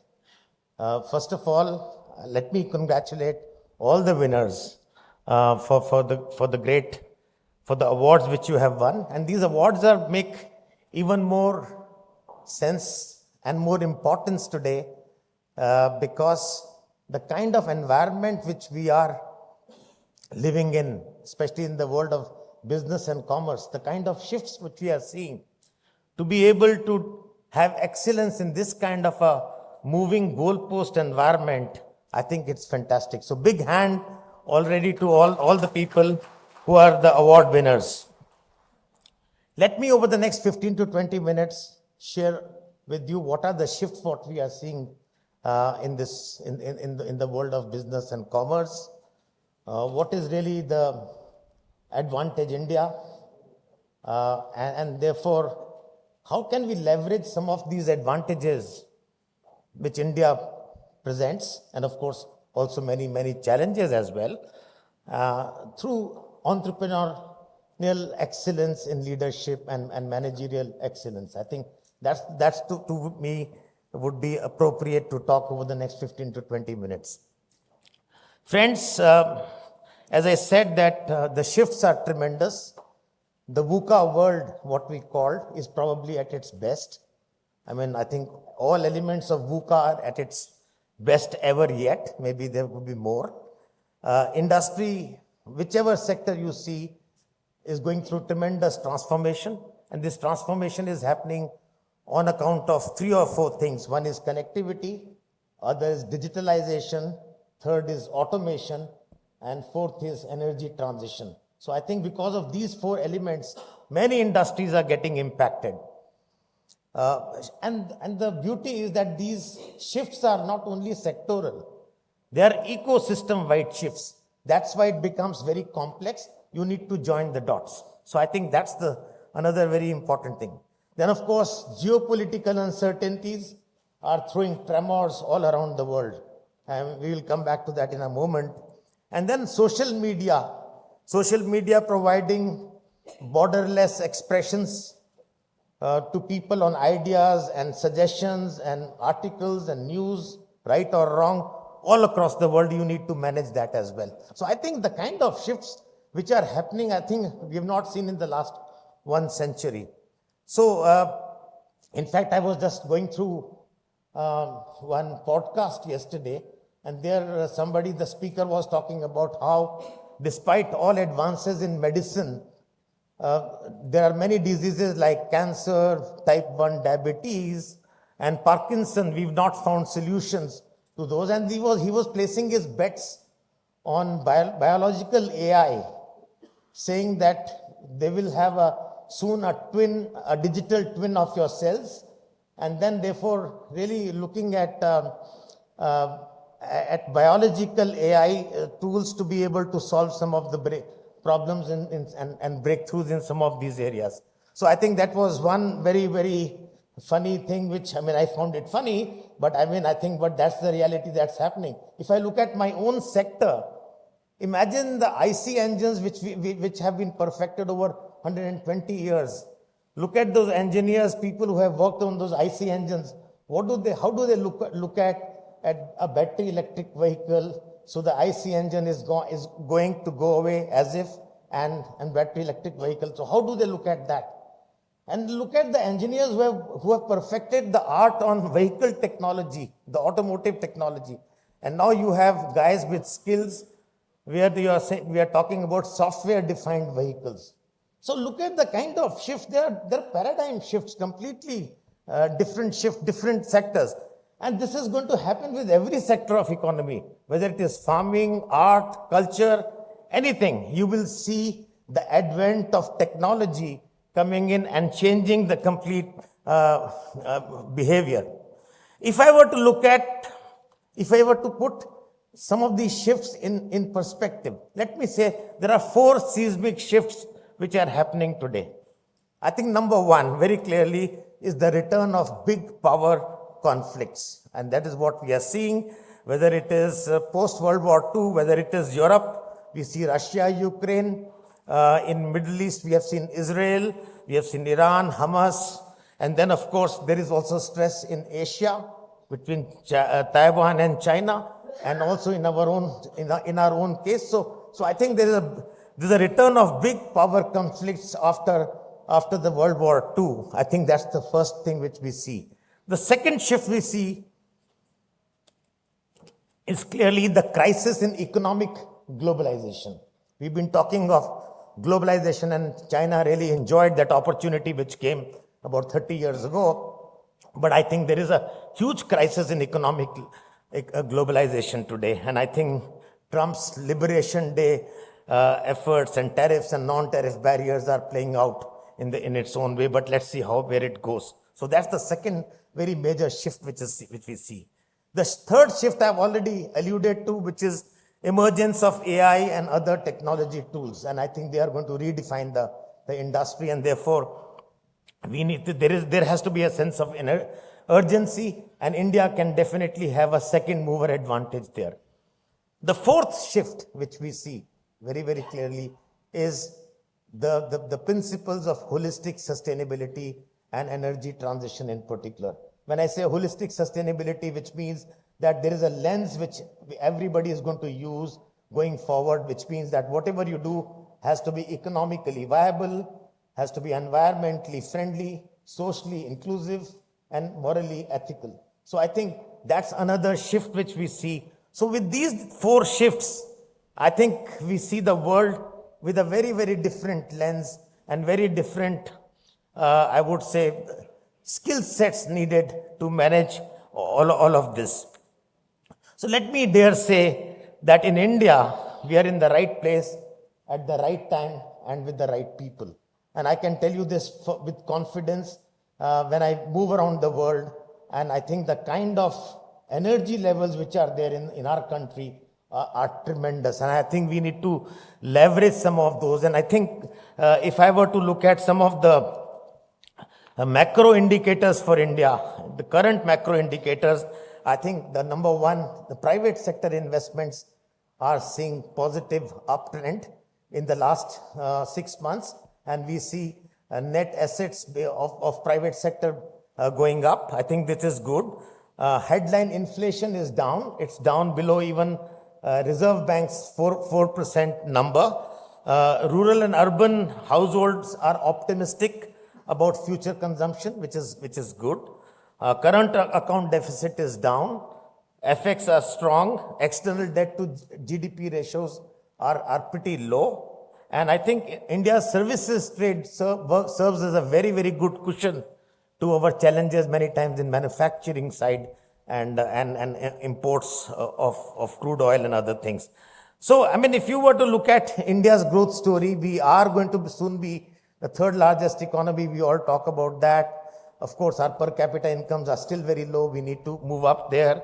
But I think the good story is that over the next 10 to 15 years, India is going to grow at more than twice the rate of rest of the world.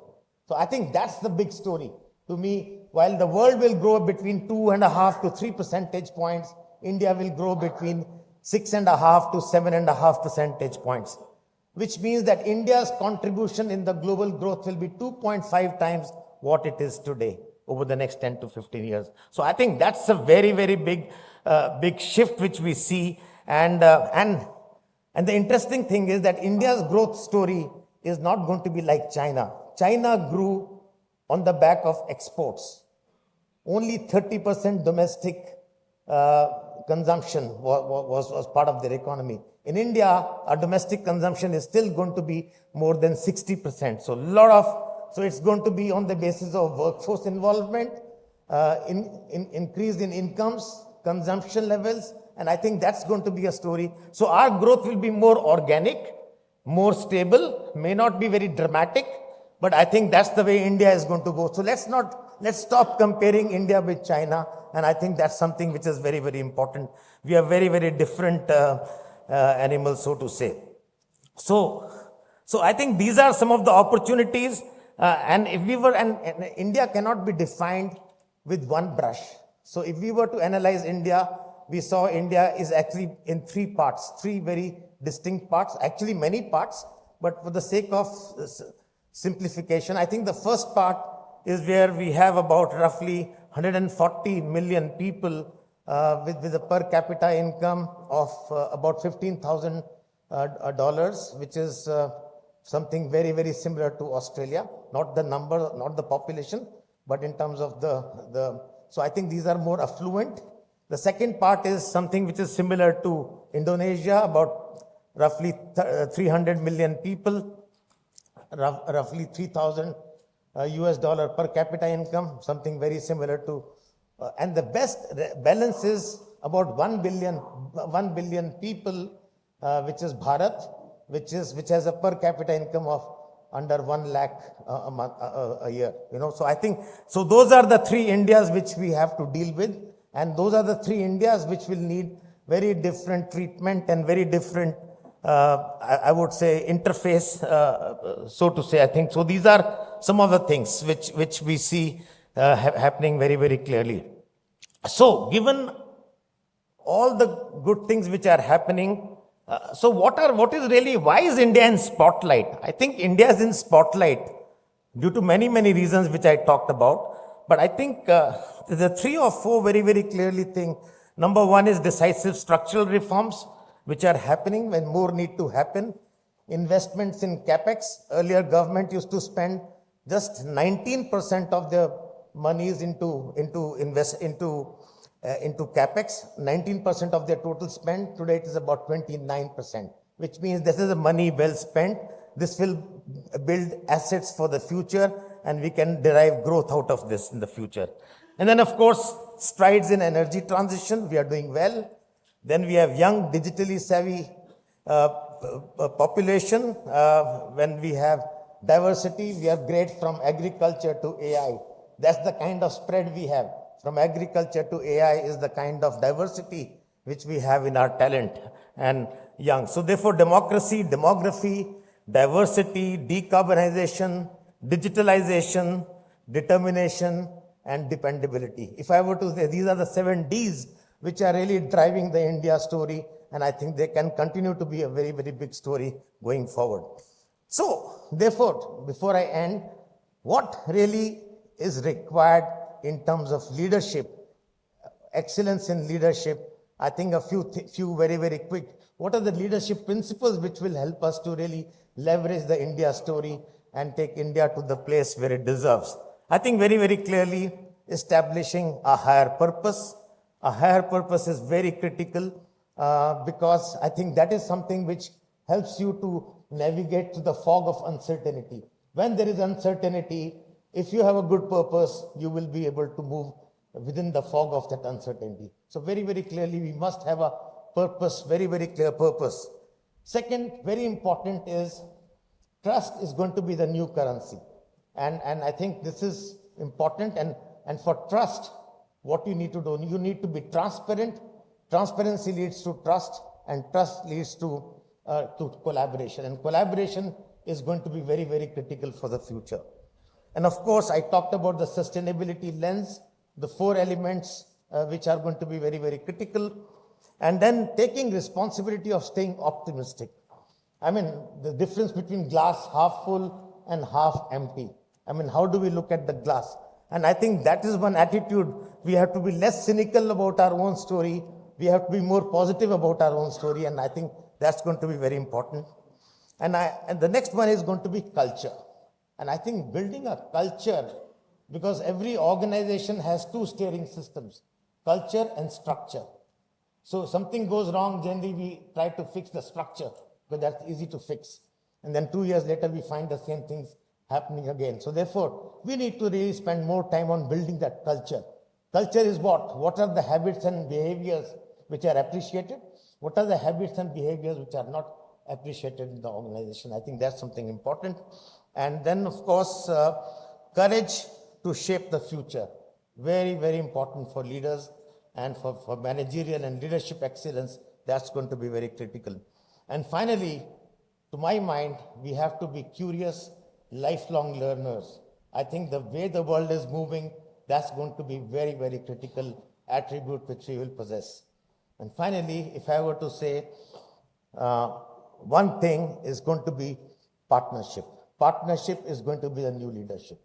I think going forward, no individual, no single entity will be able to solve problems or find solutions on their own. You will have to partner.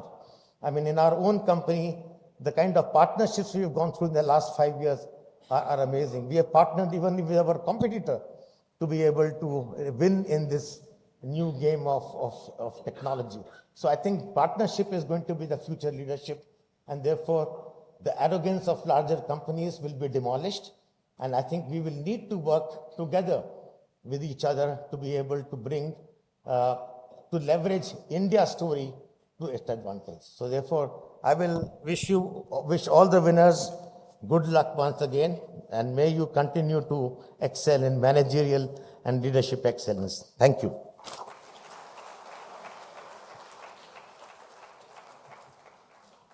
Thank you so much, Mr. Bali. A lot of key takeaways there. And thank you so much for your very, very insightful address. You talked about so many things, starting from the 4 seismic shifts to the leadership challenges. Going forward, very interesting part of the evening, the presentation of awards. Presentation of awards to the winners of 23rd MMA Awards for the Managerial Excellence 2025 is another highlight of this evening. And the process of adjudication was once again facilitated this year by Deloitte, the process consultants for the award. We have Mr. Ishwaran Subramanian, partner at Deloitte, who leads Deloitte Supply Chain and Network Operations practice in India and Asia Pacific, driving large-scale transformation programs across sectors, works with industry bodies on strategic initiatives, and specializes in digital supply networks. May I now invite Mr. Ishwaran to brief the audience about the MAM award process. Mr. Ishwaran.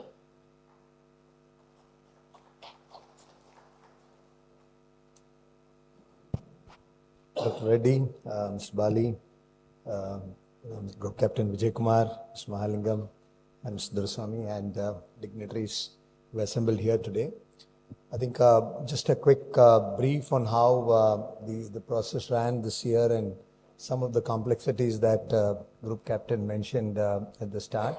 So this year we had over in the 4 categories that were mentioned, which is manufacturing, services, SME and education. We had over 75 applications, and all top of the line applications. And initially, even before that, we had a set of inquiries too in terms of what data and information people wanted to share, etc. So all in all, I think over 100 people interested, top of the line companies, and we had about 75 of them applying over this period. So we ran this over a 3-month process. We started early April, and I think by end of June, I think we concluded. So it was a fairly robust 3-month process that was run.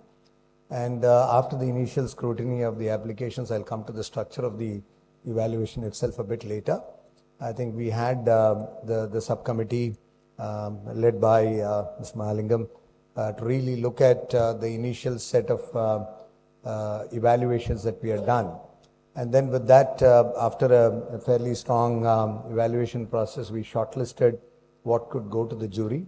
We had an 8-member jury led by Mr. Srinivasan Swamy.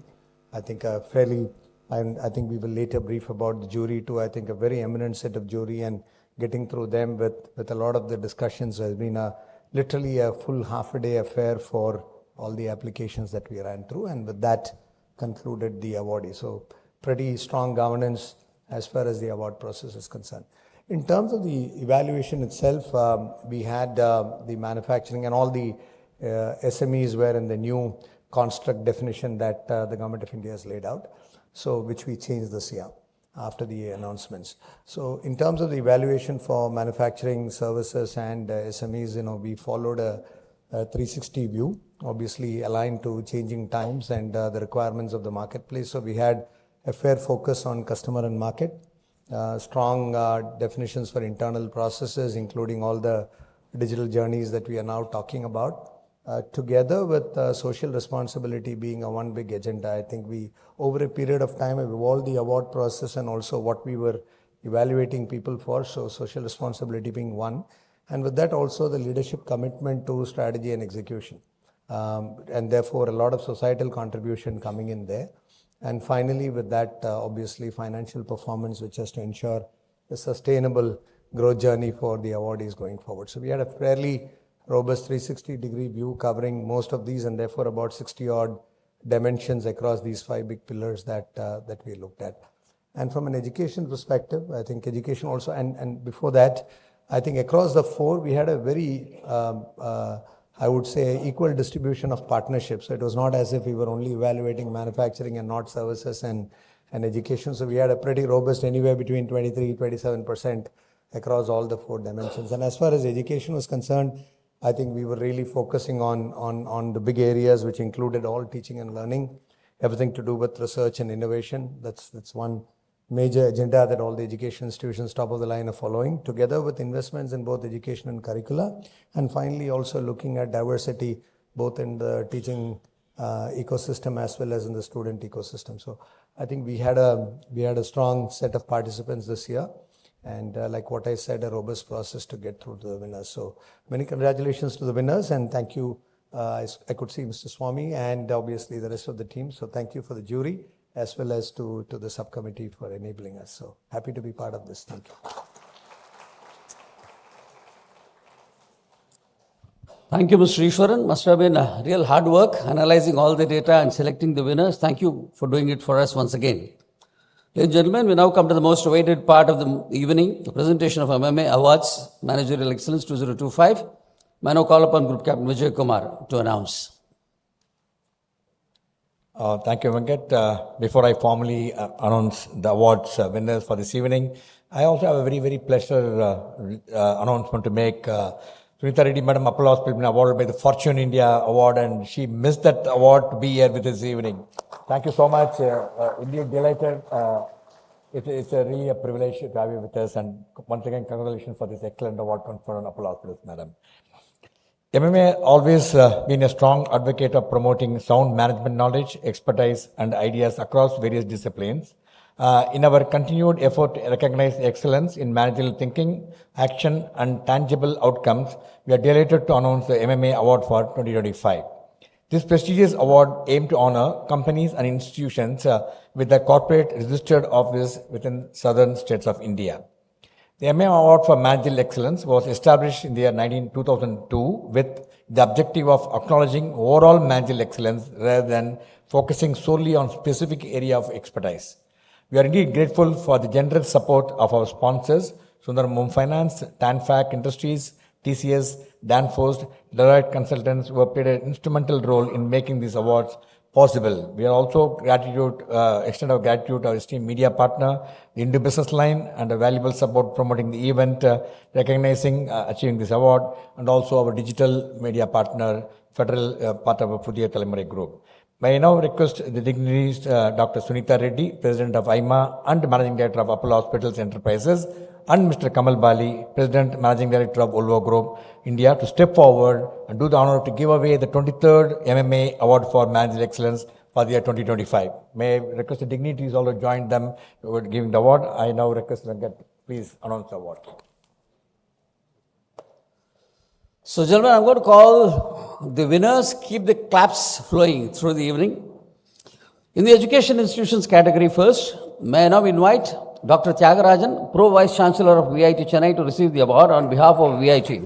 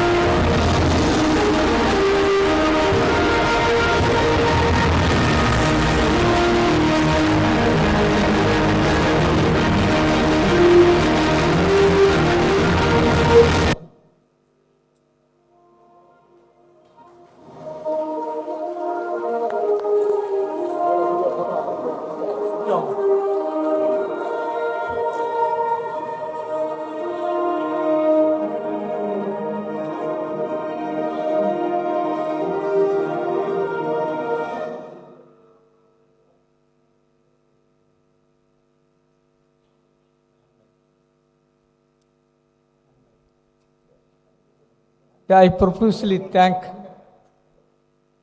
MMA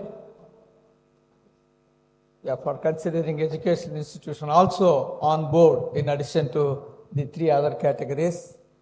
And at this juncture, I also acknowledge the direction, the guidance, the patronage, the support, the encouragement given by our Honorable Chancellor, a benchmark educationist, Dr. Viswanathan, and my Vice President, Dr. G.V. Selvam, and all other stakeholders belonging to VIT Chennai, the faculty, the students, the non-teaching staff, the administration, the alumni, the industry who support us, the R&D organizations who support us. Thank you very much.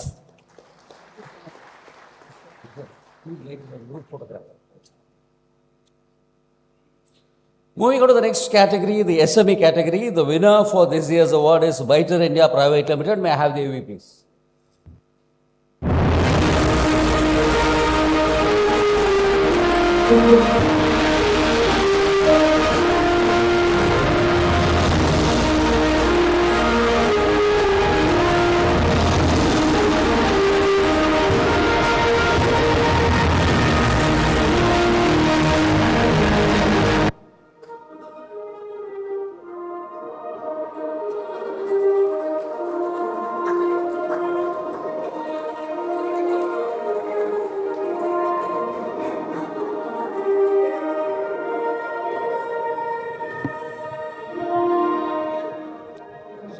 Receiving the award on behalf of Biter was Mr. Bhaskar Radhakrishnan, the Managing Director. May I request you to say a few words on this?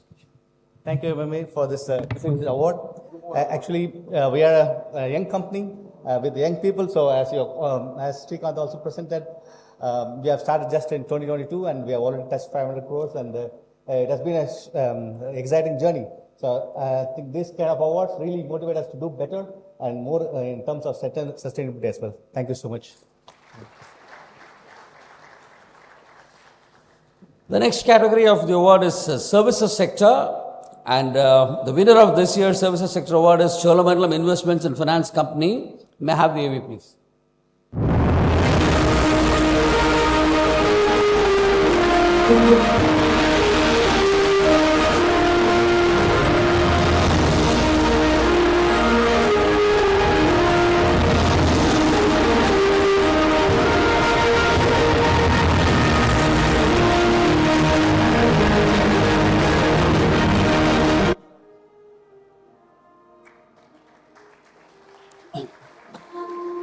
That was Mr. Ravindra Kumar Kundu, Managing Director and CEO, Chola Investments, and his team. Thank you so much for being here this evening.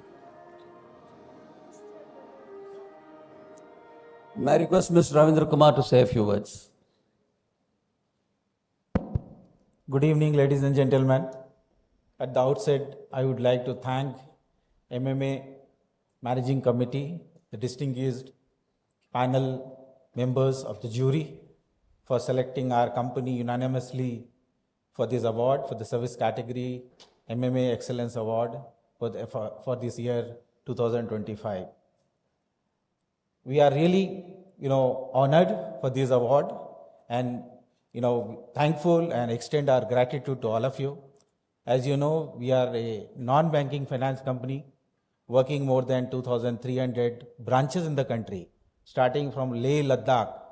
Based out in Chennai, we are having a branch in Leh, Ladakh and also in Andaman Nicobar. It is beyond Kashmir to Kanyakumari. And also serving the underserved and unserved category, doing financial inclusion of this country, helping them. So this award is a reflection of the hard work of all the team members who are working from these 2,300 branches, head office, our processing unit, and this is the reflection of their hard work, dedication, commitment towards the goal and to serve this, country and doing the financial inclusion. Thank you very much. Thank you very much. Thank you.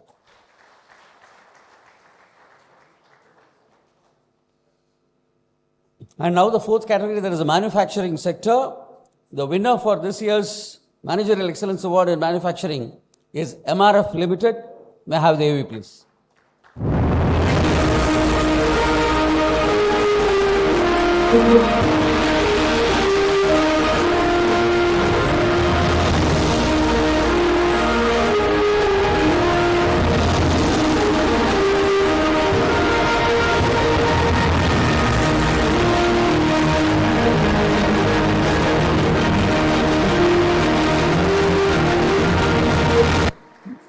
Mr. Rahul Maman Mapillai receiving the award, the Managing Director of MRF Limited.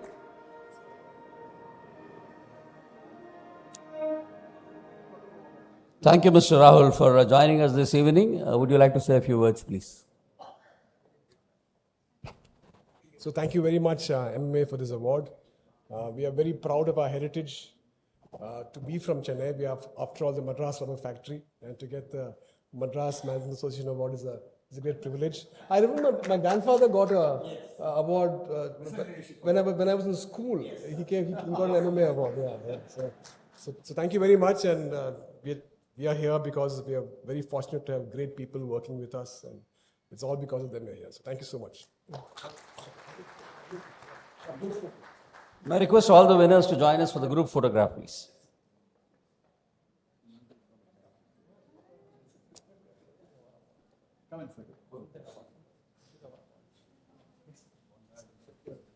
Sir, please. Some of you can move the other side. Move the other side.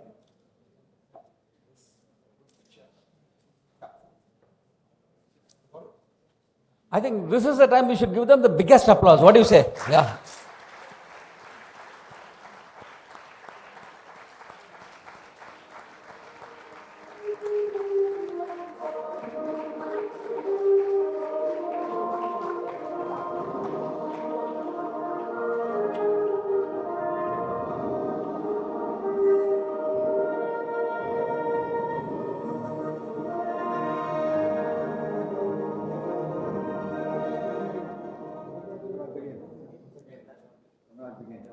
Thank you, ladies and gentlemen, for being here today and accepting our award, and thanks all the dignitaries for doing the honors. Ladies and gentlemen, Dr. Suneeta Reddy is President, AIMA, and Managing Director of Volvo Hospitals. It's indeed a privilege to have her with us today this evening. May I have her AV, please?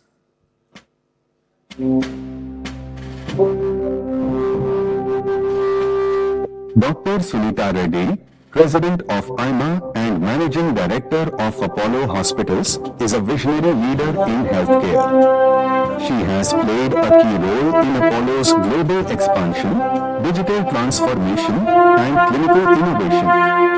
Under Dr. Suneeta's leadership, Apollo has become one of Asia's most trusted healthcare providers. A Harvard Business School alumna, she also serves on several prominent global boards. Dr. Suneeta has been consistently recognized among India's most powerful women in business.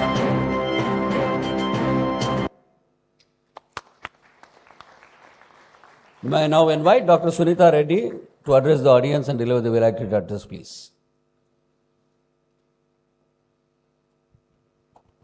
Good evening, namaste and vanakkam. It's such a pleasure to be amongst all of you this evening, and I am truly grateful for this opportunity to be with winners. It shows that India is there. We are there in the global space, that we deserve everything that we've earned. But more importantly, we have to understand what are we winning in? What is the space that we're winning in?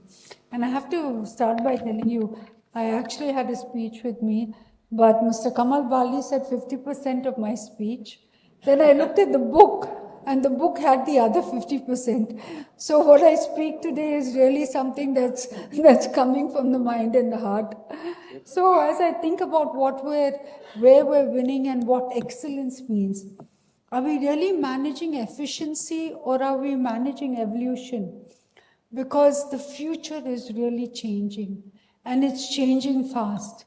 Are we celebrating excellence or are we really polishing what we've done in the past? I believe that we really have to recalibrate ourselves and prepare ourselves for the future. Mr. Bali spoke about the political crisis.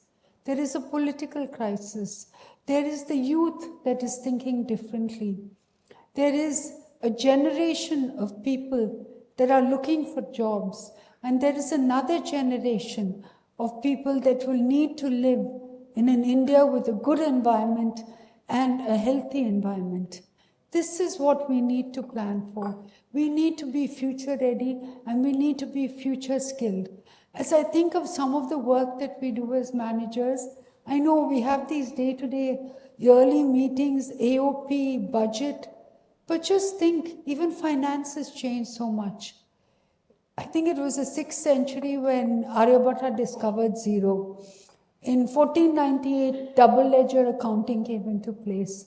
Today, we've moved beyond spreadsheets. We've now come to real-time accounting with AI and chatbots, completely changing the nature of accounting. And this is not just happening in the accounting space. It's happening in every space around us. Look at mobility. How many of us own cars? How many of us thought that there would be metros? Whoever thought that going to space would be for fun? That this is where people would plan a vacation? Elon Musk changed the way that we thought about mobility. How many of us in India are thinking to do the same? I think this is what India is capable of. That we've always innovated in processes. We've made it cheaper, we've made it more accessible. Just think of healthcare. When I came to India 40 years ago, the life expectancy of an average Indian was 56 years old. Today it's 76 years old. It's not, while corporate healthcare has helped to make that change, I truly believe that the world is changing, and along with it, there's a combination of education, there's a deeper understanding of biology, and there's AI. There are three incredible forces that are coming together: knowledge, technology, but driven by a curiosity to do the right thing. And at the crux of this all, at the intersection of all of this, is where change for the good happens. We can, and the reason why we are process innovators, I want you to look at, so many of the businesses that currently succeed in India. We're very good at frugal innovation. But the time has come when we need to move beyond this. And the reasons are obvious. India spends 0.7% of its GDP on research. China spends 3.5% of a larger GDP on research. So when ChatGPT comes out after spending $160 billion, there's DeepSeek at 6. This is the difference between spending, creating what is new, innovating. The difference is really the outcome and the impact of those outcomes. So as we think of the research, as we think of how things are changing, I think the 4 really important and impactful areas are definitely healthcare, because while, Mr. Bali spoke about digital twins, it was really exciting. Can you imagine having a digital twin of yourself? And then the doctor could even try different treatments and see which would work on your digital twin. And then he could try it on you, and definitely it would be a success. So in the rest of the world, there is so much happening. I mean, now there's a vaccine for cancer, for cervical cancer, and our government is rolling it out faster than any other government in the world. Just think of healthcare. Even in healthcare, US spends 16% of their GDP on healthcare. And, the UK NHS spends $270 billion. But people living in the US or UK are not happy about their healthcare. But what has India done? And this is just the government. The government has done, there's 700 people linked on Aadhaar, 700 million people linked on Aadhaar. Of this, 450 billion of them have their own personal health records.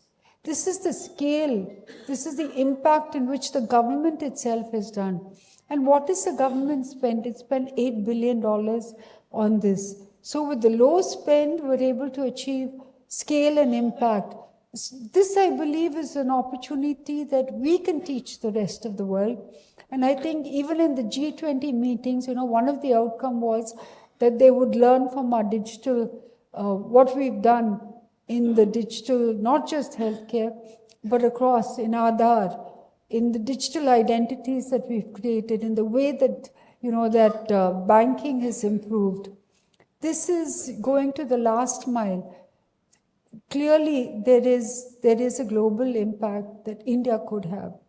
But to have this impact, we have to take those first steps.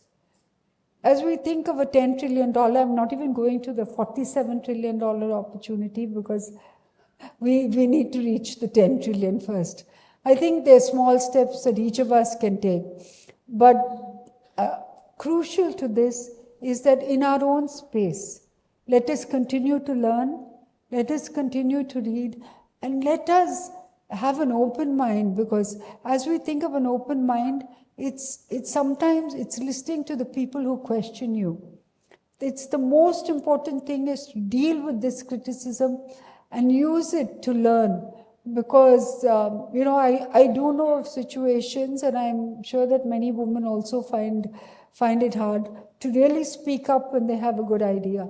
I think we need to be open to ideas, and more importantly, and they say this about the South, as I travel across the world, and especially when I go to Delhi, I see all of these people and they say, "Oh, you're from the South."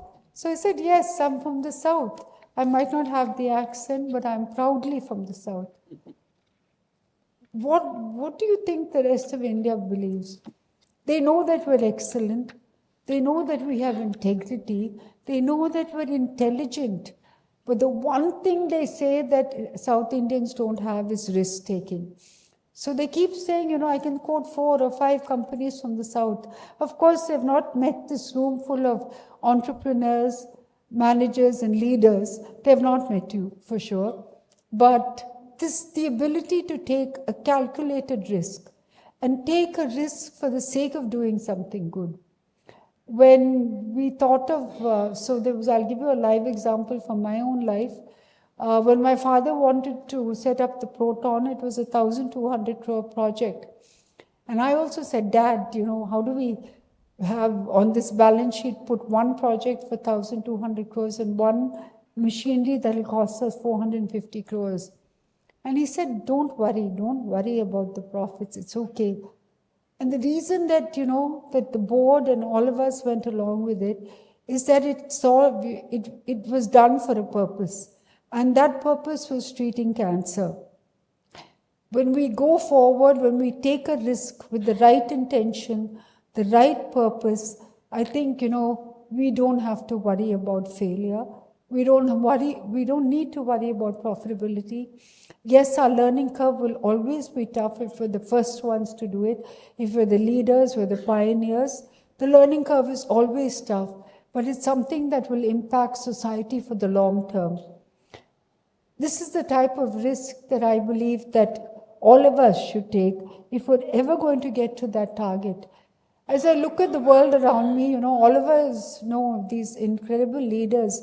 There's Satya Nadella, there's Sundar Pichai, there's Inder Nui used to head Pepsi. You have the Coke example in that with Shah Rukh Khan. So, so many Indian, Ajay Banga and the World Bank, so many Indians who've left India and who've become great outside of India. There is a learning in this for me, and I think that is that we have to have an environment, a culture that encourages people to be curious, to want to make significant changes. Let's never be happy with incremental change. When I see 10% growth and I wonder why, I wonder why. Every time when I think of that, when I see the 6.7, I know to reach $10 trillion, we have to have 8% GDP growth. We have to have a plan, and I think we have to think differently for us to reach that goal. They say that we've overtaken Japan, but we haven't. We're only 3.8 trillion. And I think that overtaking of Japan, where we are doesn't matter, but the impact that we have really matters.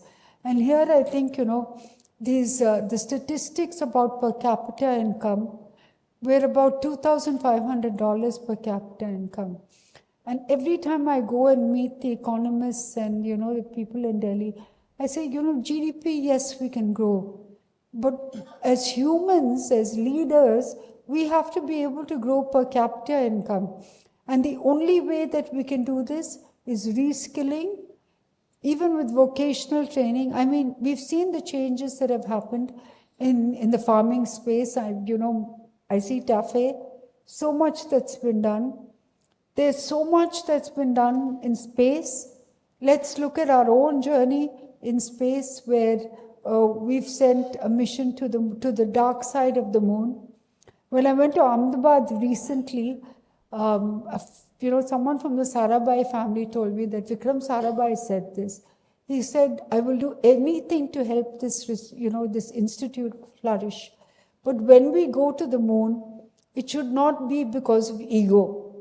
We should go because we have to solve for a human purpose, for a human need. And I don't know if many of us know it, but yes, why are we going to the moon? We're looking for precious minerals that we're finding in short supply today. So there's a purpose, there's an intent, and that's when innovation really happens.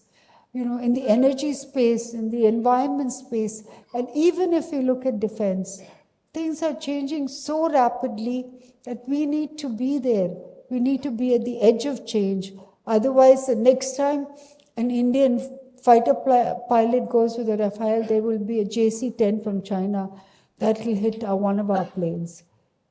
It's so important to be at that edge, and if not, to keep learning.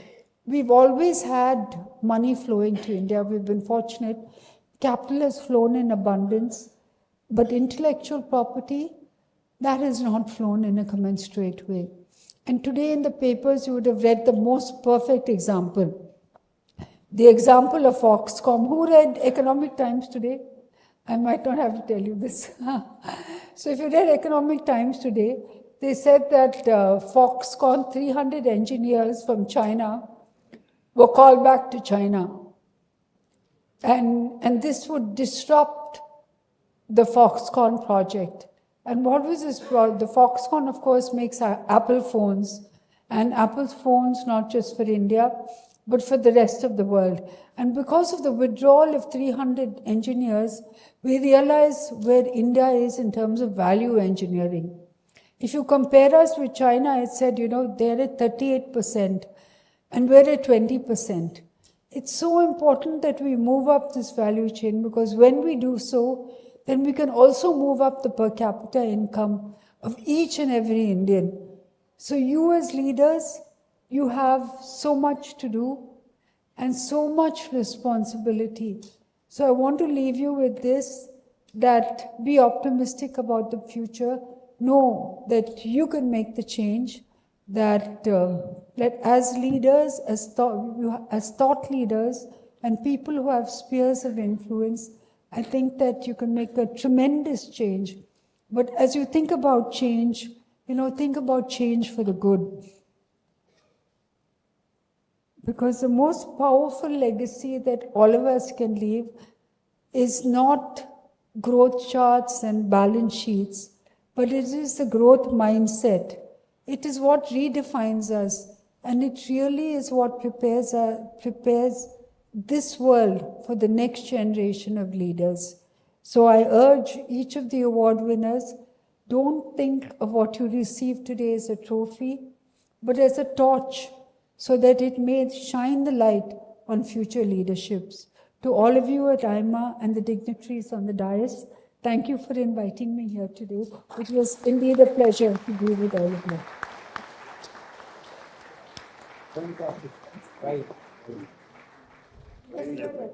Thank you so much, Dr. Suneeta, for honoring us with your presence and also sharing your very, very inspiring and insightful address.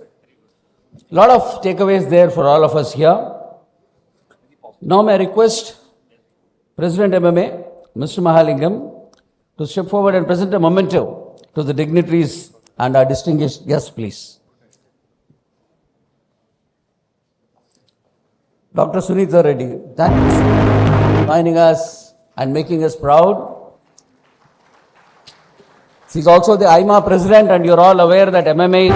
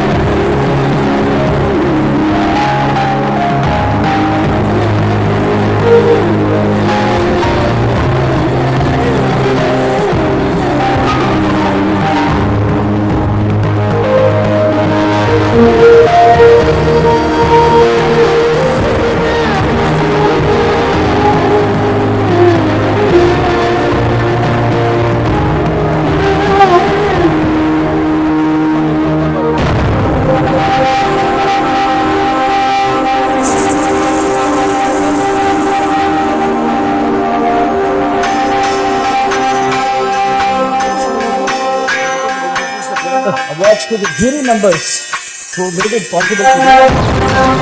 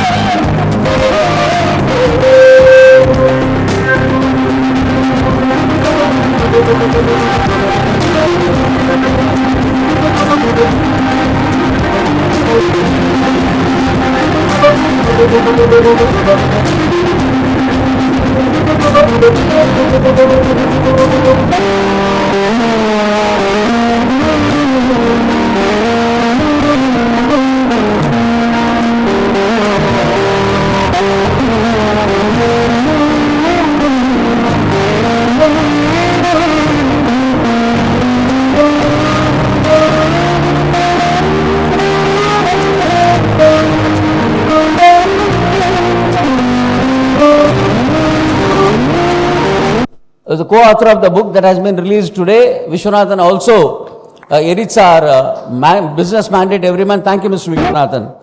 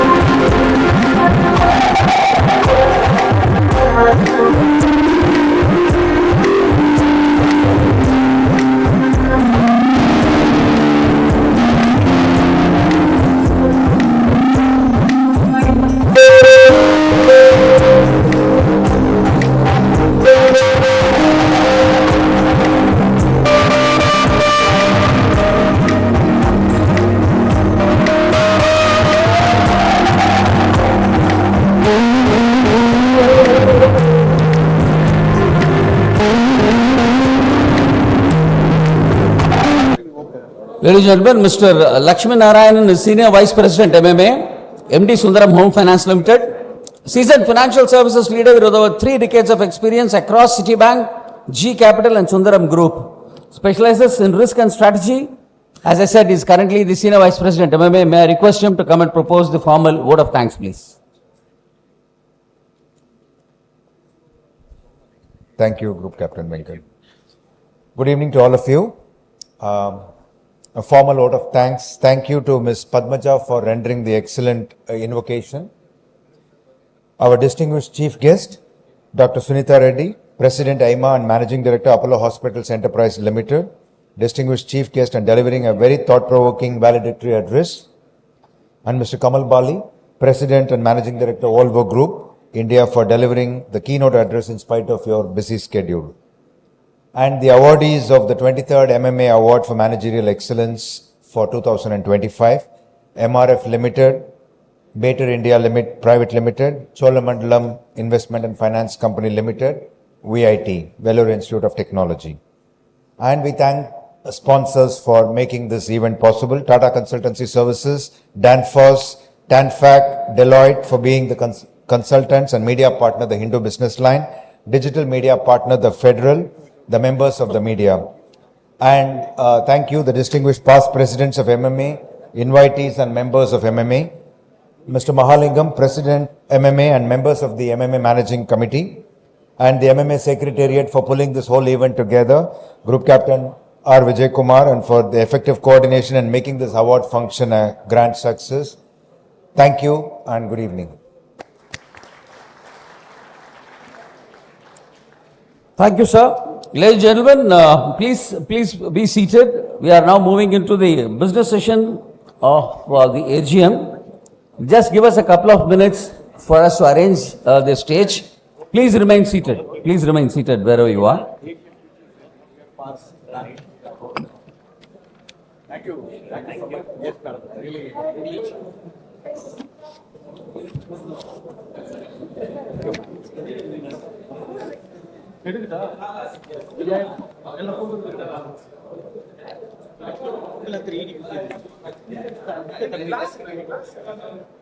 Thank you, sir.